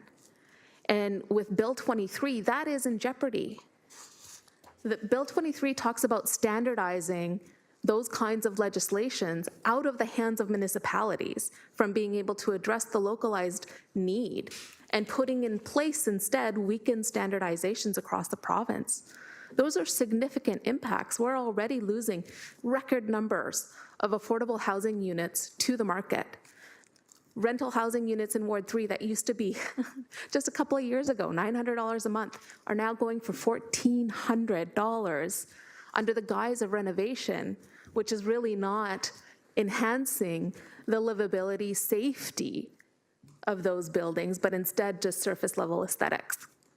And so from that perspective, I think I'll hold on my amendment because similar to the previous speaker, I think there is much more robustness that's needed as a council, and also listening to the things that we've heard from delegates here during the deliberations to make sure that we're doing a wholesome job of integrating a financial, yes, social, and environmental impact of the bill so that we're putting forward the entire position of a municipality and not one that's just looking at tax. Thanks. Thanks, Councillor Nan. Next, Councillor Clark. Thank you, Mayor. So if I understand the way development charges work, we go through a 2 or 3 year process every 5 years to assess the capital requirements that would be needed to support a new development. And then we create those development charges in discussions with all of the stakeholders, generally argue over whether or not we've got the right value, but in the end we come to a conclusion. And in the last few reviews, the development community actually ended up supporting our development charges that we proposed. When the province says you can no longer charge this development charge for whatever reason, we don't have the latitude as a municipality to say, okay, if we can't charge development charges on this one, we'll just take the development charges from another property and utilize it. Do I have that correct through you to Mr. Zegeric? Through you, Madam Mayor, the councillor is correct. Under the Development Charge Act, when there is an exemption or a reduction that is reflected in Bill 23, municipalities cannot transfer that on to other development charges, so to development activity. Consequently, go ahead. Consequently, it has to be absorbed by existing taxpayers and ratepayers. And that was my next question. He's almost psychic. He's so good. So the reality is if we can't shift the DCs around to offset the requirement to exempt those DCs by the province, then we have to say to our taxpayers, we need more money because we can't charge the development charge. And if I read Bill 23 correctly through you, Mayor, to Mr. Zegeric, I don't see any requirement in that act that forces the developers to lower the cost of their housing. Through you, Madam Mayor, the councillor is correct. It is confusing to staff as to how these reductions will ultimately flow to purchasers, and that continues to be an outstanding communication as relates to Bill 23. And that's the rub that I have an issue with, because what that means is the developers are going to continue to charge market value for the housing in their community. They're not going to lower it by the requisite reduction in development charges. So the property owners who are purchasing new homes are going to be paying the same price as they would have prior to Bill 23. So the whole argument that this is going to lower housing and help fix this crisis is specious, because they did not put it in the legislation. So the developers are getting a huge break, a huge Christmas gift, while taxpayers in Hamilton and other municipalities are seeing the Grinch. So thank you very much. Thanks, Councillor Clark. We now have Councillor McMeekin. Yes, thank you, Your Worship. I like the motion as far as it goes, but I want to make a fundamental point that this is more than about the money. This is more than being kept financially whole. There are more things that need to be kept whole than just the fiscal side. And my worry is if the motion, although there were some nice writers on the motion, which I appreciate, the motion were to pass the way it is, it essentially would be conceding that the province is one. You know, make us whole financially and everything's okay. Well, even if that were to happen, and that would be the minimum demand, I think, from our perspective. Even if that were to happen, it would still be draconian in terms of what they've done. We need to be made whole in terms of how we make decisions democratically. We need to be made whole in terms of how we collaborate and work together. We need to be made whole around how we encourage citizens to participate in neighborhood government. We need to be made whole in terms of the impact on neighborhood parks. We need certainly to be made whole in terms of the deliberate potential abuse of our wetlands. We're already lost over 80% of those wetlands. We need to be made whole, certainly, and Councillor Matt has captured this in terms of the crippling impact on the fiscal challenges we have. We need to draw attention to some important things. I would begin by suggesting, and people may chuckle, but I think it would be helpful for this council to begin by affirming our decision around the urban boundary, the decision that was directed primarily, largely, the result of the most significant set of citizen comments. Thank you, Councillor Clark, for your leadership on that. Probably short of amalgamation in the history of this particular municipality. I think we need to talk intentionally about the fact that the province's own housing task force has declared that there's no shortage of developable land in Ontario. We need to talk very clearly that by the province's own figures and demands around what the number of housing units we need to develop, looking forward, that we're already 3/4 of the way there in terms of the things that we already have on stream. We need to talk very deliberately about the big city mayors who come together and have indicated there are 416,000 building permits already approved or are about to be approved, right to develop approval pending. So I really want to affirm the initiative in terms of making sure we cover our various parts of our body in terms of the corporate fiscal situation, and that will be a primary concern for many, if not most, of our taxpayers. But I'll be darned if I want to see this council create the impression that it's just a financial issue. It's far more than a financial issue. This is about what people, what we strive to have people believe, what we strive to teach our kids, that they can be involved in building strong, healthy, caring communities, that they don't have to be kowtowed, that maybe they shouldn't mind getting arrested if they're breaking an unjust law. You know, these are the kinds of things that bother me, and I'm really obvious. Let me settle down. Relax, Ted. I'm really disturbed by what's going on here, and it is so fundamentally wrong at every level, including crippling us potentially fiscally. So I'm hoping there's some amendments or maybe some agreement to, and by the way, I want to compliment the staff too. You can see the hand of a great deal of professionalism in drafting the motion. Thank you for that. But I hope we can include a lot more than just looking like we're worried about the tax rate. Thanks very much. Thank you, Councillor McMeekin. Councillor Danko, please. Thank you, Madam Mayor.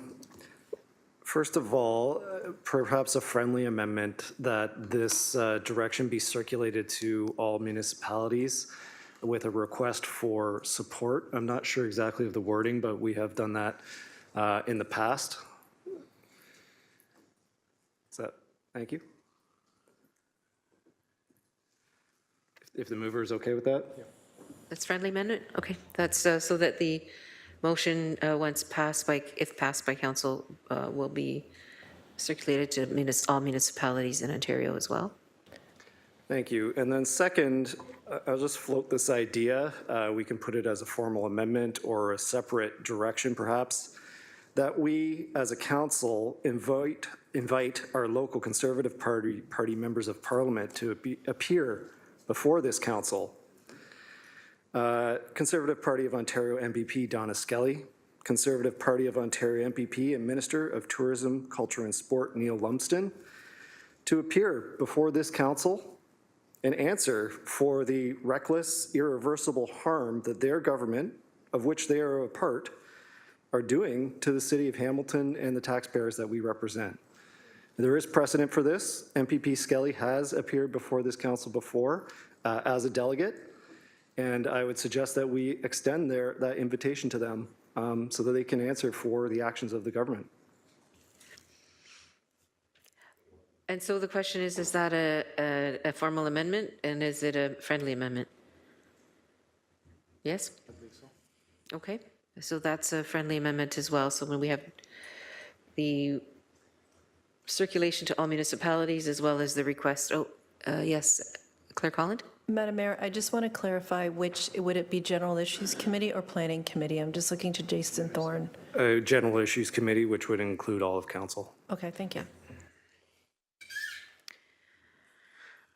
Okay, so anything further, Councillor Danko? That's all, thank you. Thank you. Councillor Cassar. Thank you, Mayor. Just some comments. So thank you, Councillor Francis, for putting this forward.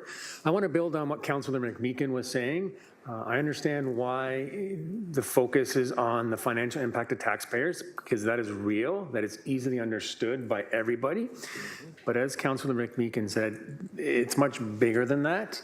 And I've used the tax talking point in talking to constituents over the past few weeks. But this is about taking away municipalities' decision-making power to plan and do what's best for the municipality. We were on a path through freezing the urban boundary to build a better Hamilton by infill development, building walkable communities, better transit. There are many positive health outcomes, economic outcomes for residents in that kind of city. I think there's a ton of potential in Hamilton. And in this scenario, if building begins outside the urban or the previous urban boundary, the expanded urban boundary, resources are limited. Labor is limited, materials are limited. It really limits our ability to build that better, more progressive, inclusive city that we were heading down towards. So for that reason, it makes me angry that we are not able to do that. And like I said, I agree with Councillor McMeekin. I think our statement needs to be more broad and speak to the bigger issue. Like I said, I understand why we're talking about taxes and the impact to people, because people get that, but I would not want to compromise on just a part of the issue when it really is much bigger. Thank you, Councillor Kassar. Councillor Crutch for a second time. I hope this all makes sense. So I'm wondering if, Councillor Janko, you'd mind your amendment to this motion to be its own motion, because I think the amendment of asking those MPPs to come here is actually not germane to the motion itself. And so I think will cause it to be difficult to vote on this motion with that amendment in it. So if you put that as a separate notice of motion and we voted on that, that'd be cool. Second, I wonder if we could just put something at the bottom of this motion to amend it to say like, hey, this is part 1, stay tuned, we're coming for parts 2 through 7,000. See you next Wednesday, like, right? So does that make sense? Like, I don't know how you say that, but like, does that seem like something we're all kind of on? So maybe we could just say like, please accept these comments as a partial response to Bill 23. The council will be bringing forward for a motion in the future meeting to continue to respond to this matter. So can I guess I would look to Councillor Danko and Councillor Francis around the first point that Councillor Crutch made around the removal of the invitation for the MPPs to delegate before council. Yeah, that's perfectly reasonable to me, and I think it actually is a bit more of a powerful statement as a standalone. Thank you. Okay, that's great. So we'll put that in abeyance until after we deal with this. And then Councillor Crutch, an amendment that somehow identifies that this is an initial response and there's more to come from the city. I'll look to the clerks for how we might be able to incorporate that.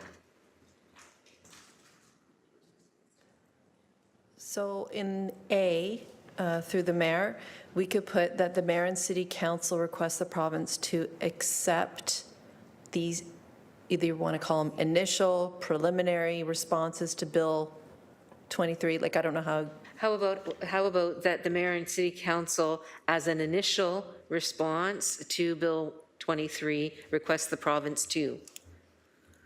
Does that sound? Yeah, that makes it clear. Yeah, it's perfectly reasonable. I agree. Okay, does that satisfy the council members? So that would be considered friendly? Okay, thank you, Councillor Francis. And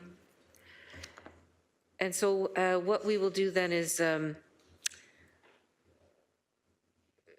vote on the motion, vote on the amendment, actually, the first amendment, which was the, oh no, it doesn't need to be voted on because it was a friendly amendment, right, on the circulation to the other municipalities. So I just need some guidance from clerks, so we'll vote on that.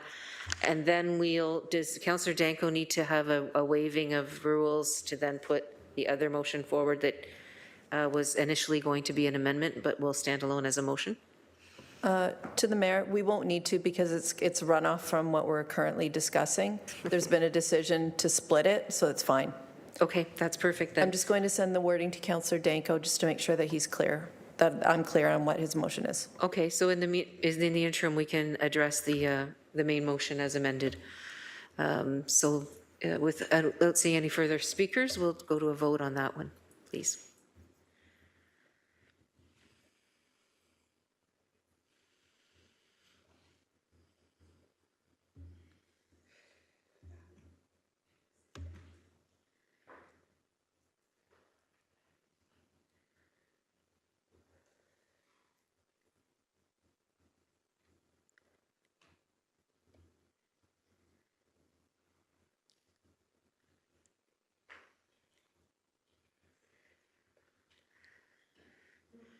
Thank you. That carries 15-0. And then we'll entertain a motion from Councillor Danko regarding an invitation to the Conservative MPPs that represent a couple of the ridings here in Hamilton to attend council and delegate. Councillor Danko, please. Thank you, Mayor Horvath. Moved by myself, seconded by Councillor Francis, that invitations be extended to MPP Donna Skelly and MPP Neil Lumsden to appear at a future GIC meeting to discuss the City of Hamilton's impact concerns surrounding Bill 23, and I'll also add, and associated issues. Okay, is that understood by the council? Do you want it up on the screen, or it's fairly straightforward? Okay. Is there any discussion on that motion then? Oh, you need a seconder. Councillor Francis. Oh, Councillor Francis is seconding, thank you. Any discussion on that motion? Councillor Crutch? Yeah, I think it's interesting as an exercise and activity. For me, I think it'd be more impactful if we went down, if we had some representation at Queen's Park and went down and spoke to the government in that forum. I think that would be more effective from my perspective. I think this verges on slightly on the theatrical, though I do understand the desire to want to do it. I know it's not unprecedented because I know we've had other MPPs come here. I know that Sandy Shaw delegated during COVID. I know we've done that before. Just want to say that, yeah, I'm probably not going to support it, but I just want to say that, yeah, I understand why you're doing this, but for me, I don't think it's really the thing we should be doing. Thank you. Any further speakers on this motion? Seeing none, I'll ask the members of council to vote, please.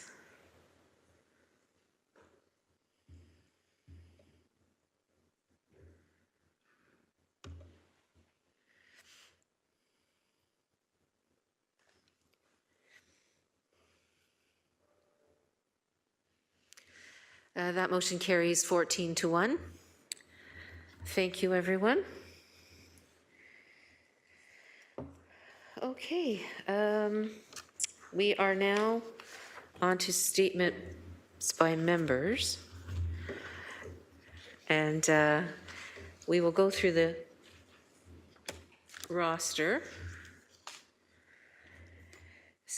Starting with, I guess, myself, which is very awkward. So I guess I'll hand the chair over to Councillor Clark. And do we just begin the conversation? All right. Yes, you have the floor. I'm sorry? Thank you so much, Councillor Clark. I want to say very briefly how proud I am of the work that we're doing already as a council. I know that all of you bring insights and skills and knowledge and all kinds of experiences to this council table. And it is my pleasure to get to know all of you a little bit better, but also to see how much all of us care about our city and about the people who live in our city. And I want to say that I'm happy to have had in this first little while as a new mayor here, the support and professionalism of our staff as well. I think all together we can do some great things for our city, and I just want to continue to hear your ideas and your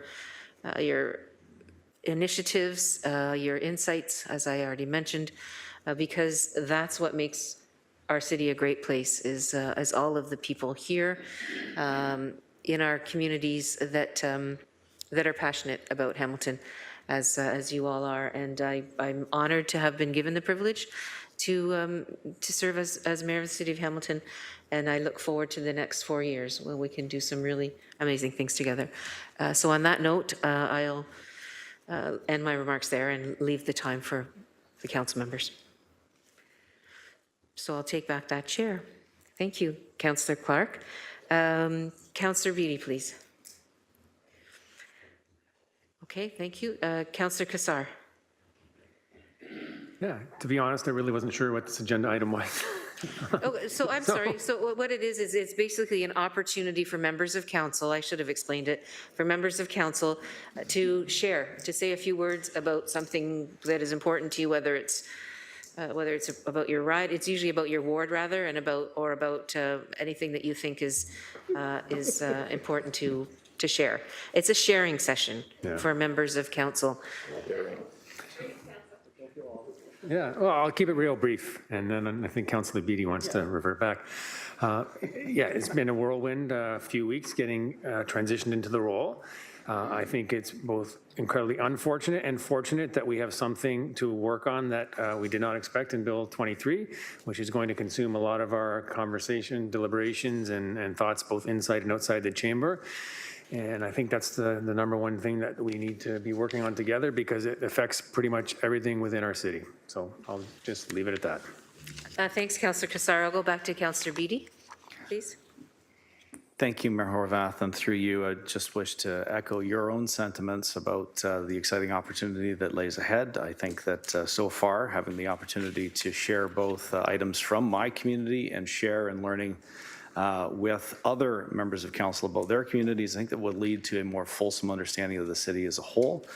And I am continually optimistic about the next 4 years, and I don't know if this is the appropriate time to make any kind of announcements about things that are happening in the ward, but you're all invited to come to Breakfast with Santa this Saturday morning to support the Winona Scout organization. This is a 40-year tradition that this has been taking place at 50 United Church on Highway 8 Winona. $5 for pancakes and sausage and a picture with Santa.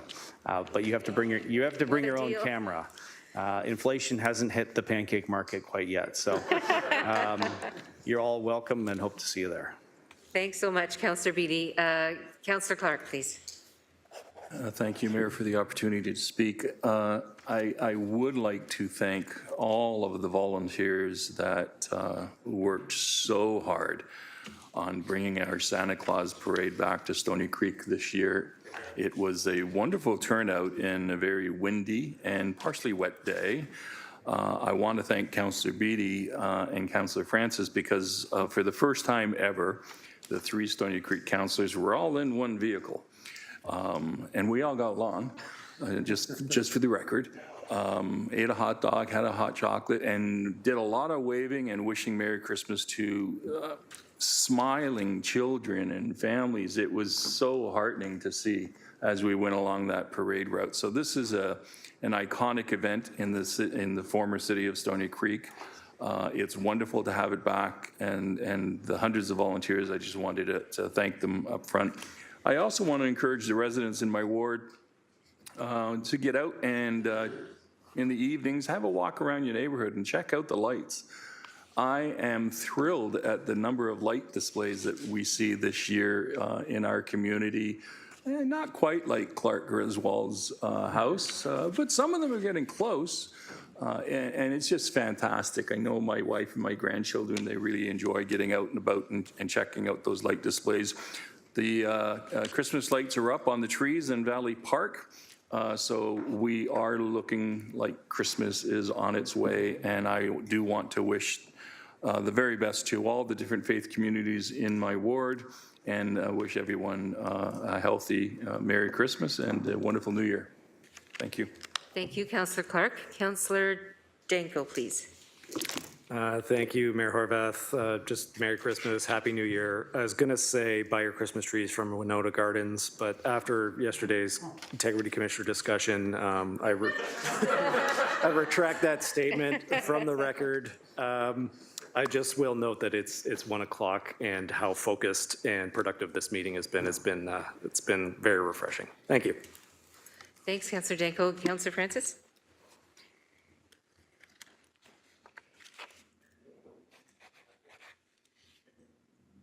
Yes, go ahead. I don't have much to say other than a Merry Christmas, and it's been a great meeting, and I'm very excited about this term of council, and it's taught me that this is a great city, and everyone's working well together, and I'm encouraged for the next 4 years. So thank you to my colleagues for working hard together. Thank you.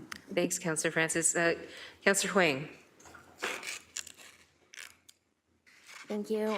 I also want to echo my fellow councillors saying happy holidays. And one of the areas where I'd really like to push and promote is to buy local, shop local. Specifically in Ward 4, we do have Ottawa Street, but also some of the smaller areas like Parkdale and Kenilworth. So please also think about your local areas and consider buying local, shopping local.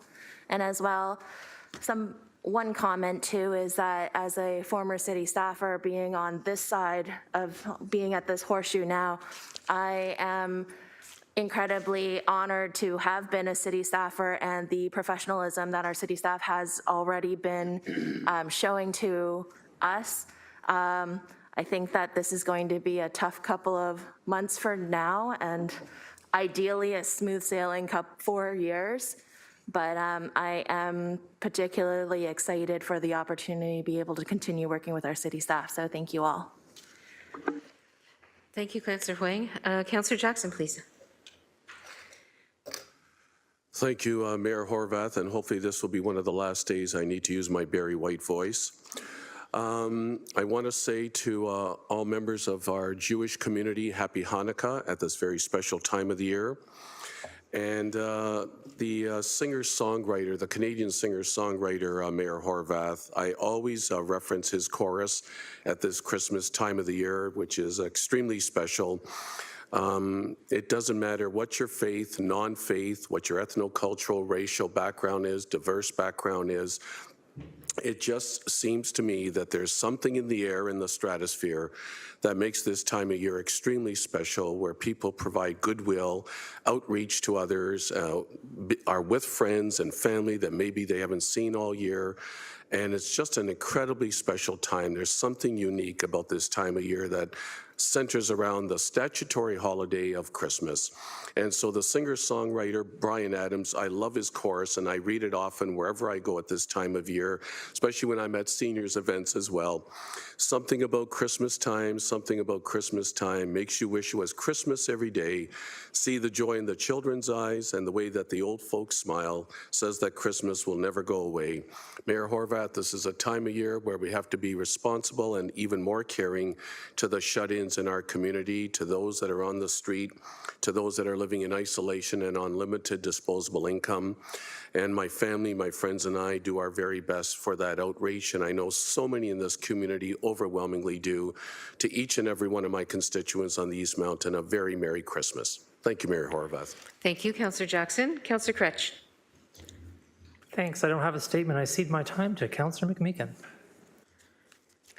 Councillor McMeekin, please. Well, thank you, Councillor Kretsch.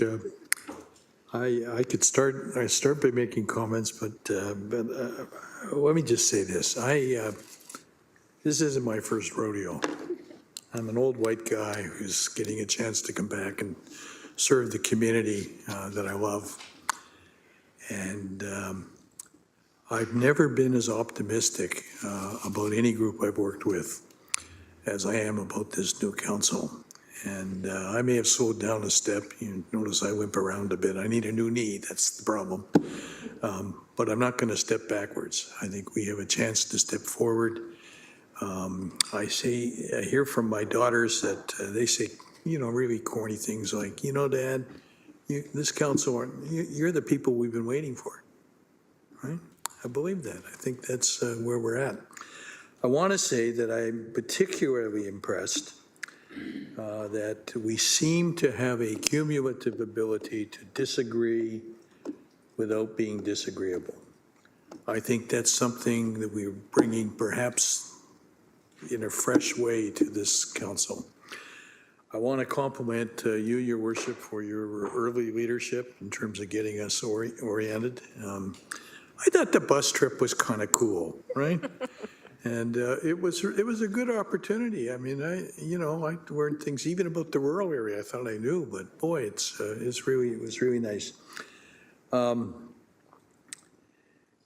The Santa guy's everywhere. He's at breakfast out in Waterdown this weekend too. And ho ho ho, yeah. I'm of the belief that if we can continue to listen, to learn, and use the learning that we acquire to act, in 4 years, people will say they were good and faithful servants of the city of Hamilton. The only thing I want to say in addition to that, it was in response to the Integrity Commissioner's comment the other day about we're not being advocates. I don't believe that for a minute. I think we need to be advocating every day for the things that we believe in. From reaching out, as Tom has suggested, to those who maybe aren't as fortunate, Code Red folk, the homeless, seniors who are having struggles, everyday people who worry about their jobs and their kids. So the advice was good, but don't ever stop being an advocate. Thank you. Thanks, Councillor McMeekin. Councillor Nan? Thank you, through you, Mayor. I guess in terms of the season and what I always appreciate about this time of year is all the different ways in which we can witness light coming in times of darkness. And I just want to say to every member in our community, may we all continue stoking that light within ourselves and in our neighborhoods and in our communities. May we continue to spread love and compassion, even though many of us may feel fatigued after so many years of pulling up for each other and showing up for each other. And just a true and honest, heartfelt statement of gratitude to everybody who has shouldered that burden and has continued to step up and step forward in our community. And perhaps in an invitation for community, reminder to all Hamiltonians that our outdoor ice skating rinks are set to open to the public on December 17th. It is a favorite winter activity of my family, so a reminder to Ward 3 residents. We do have our skate pad at the Bernie Morelli Rec Center. You'll likely see me there over the holidays. Take care, everyone. Thank you. Councillor Pauls. Thank you.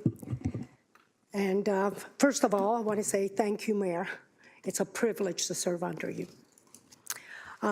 Also, Merry Christmas to Ward 7 and all the residents of this magnificent city. Christmas brings family and friends together, and I hope and pray that you cherish these moments, not just during this season, but throughout the year. I received a lot of emails about safety in our street, and I'm sure you have in your street. So whether you are a walker, a cyclist, or a driver, please do not be distracted by the hustle and bustle of this everyday living, especially at Christmas time. Let's take care of each other, especially when safety is concerned. I want to tell you a little story. Recently, on our break, during our meeting, I went across to get a coffee at Starbucks. I was crossing the street there, but coming back, I was in a hurry because I was going to be late. And the flashing light said, "Do not cross," had a single that said 3 seconds left to cross the street. As a runner, that would have been absolutely no problem for me. Although I had high heels that day, I wouldn't think I would have made it.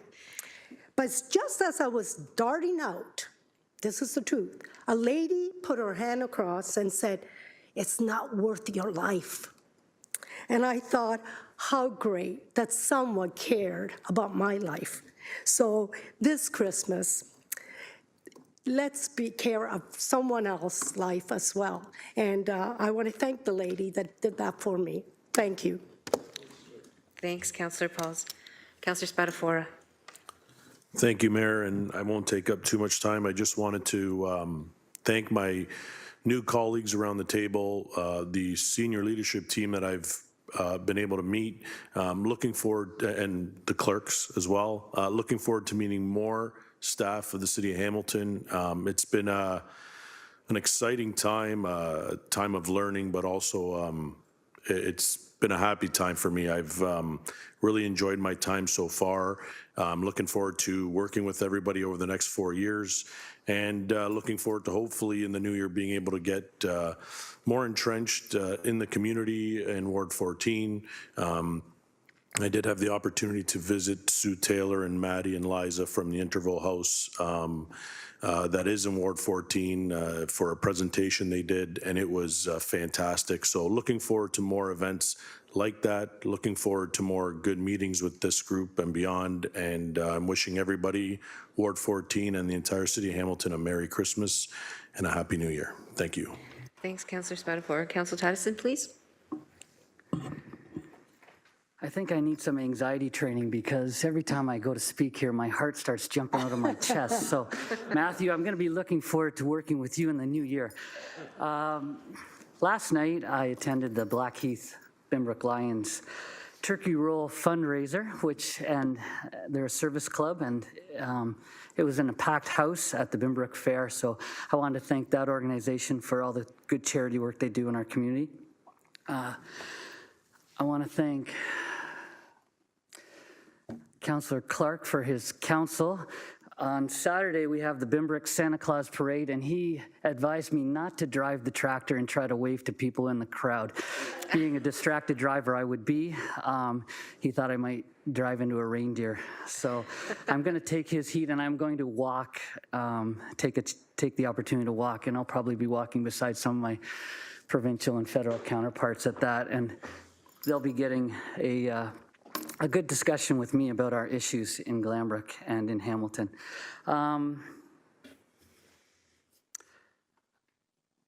Just some other events that we have coming up are the Hamilton Malaya Yea Samajan Christmas Show. I think I'm going to be attending that on Saturday the 10th.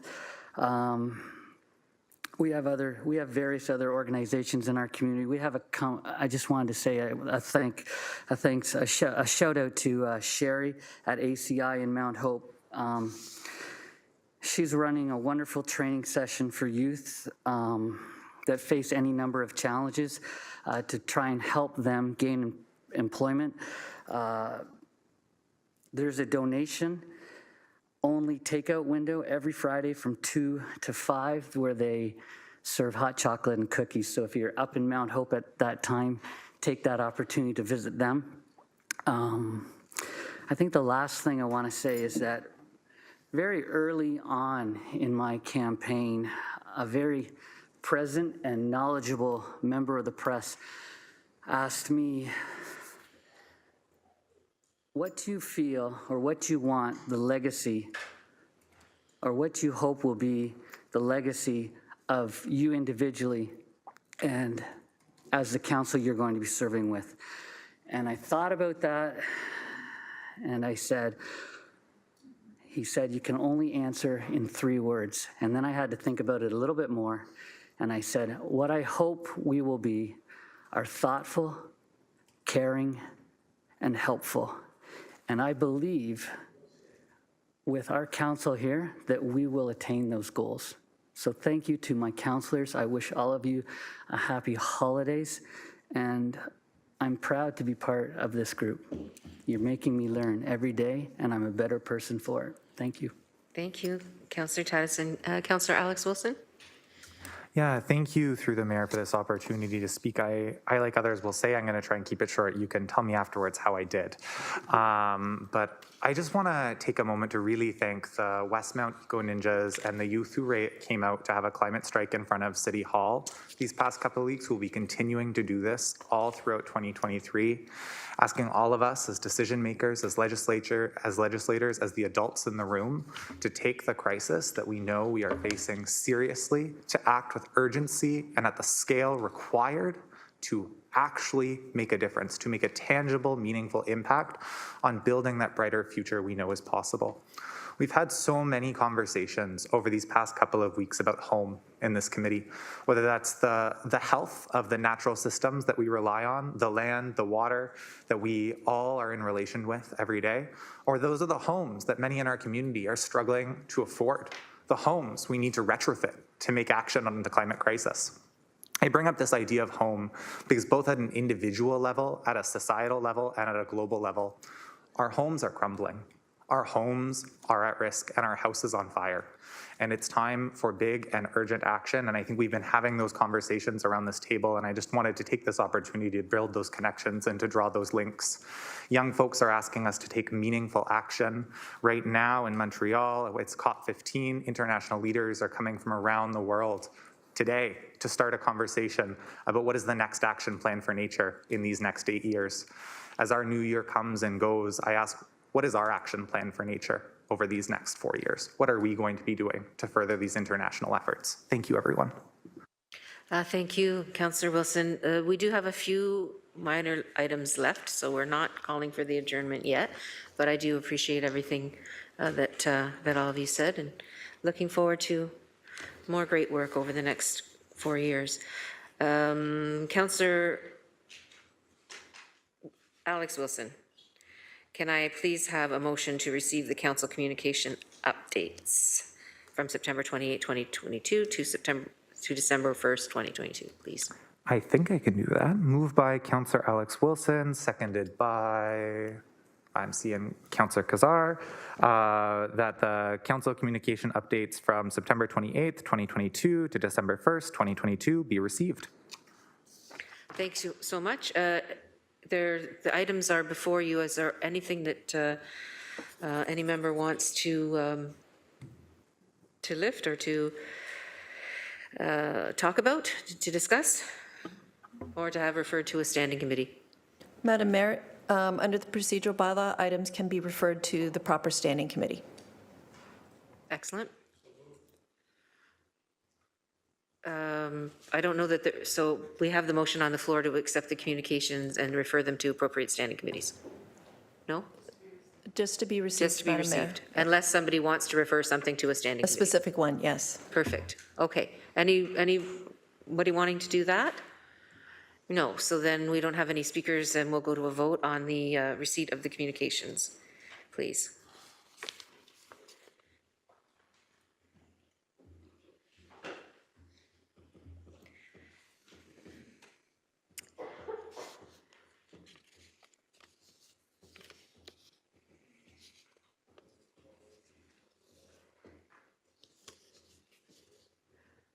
That carries 15-0. Thanks very much. There is no private and confidential matter on today's agenda. So then we go to item 12, bylaws and confirming bylaw. Councillor Wilson, can I have a motion on the bills, please? You may, Mayor, and I've been told I don't have to read out every single one, so I hope that's correct. So moved by Councillor Alex Wilson and seconded by Councillor Spadafora that the bills numbered 22-263 to number 22-276 be passed, and that the corporate seal be affixed thereto, and that the bylaws be numbered, be signed by the Mayor and the clerk to read as follows, as they read. That's great. Any discussion? No? All right. So then we have a vote on the passing of the bills, please.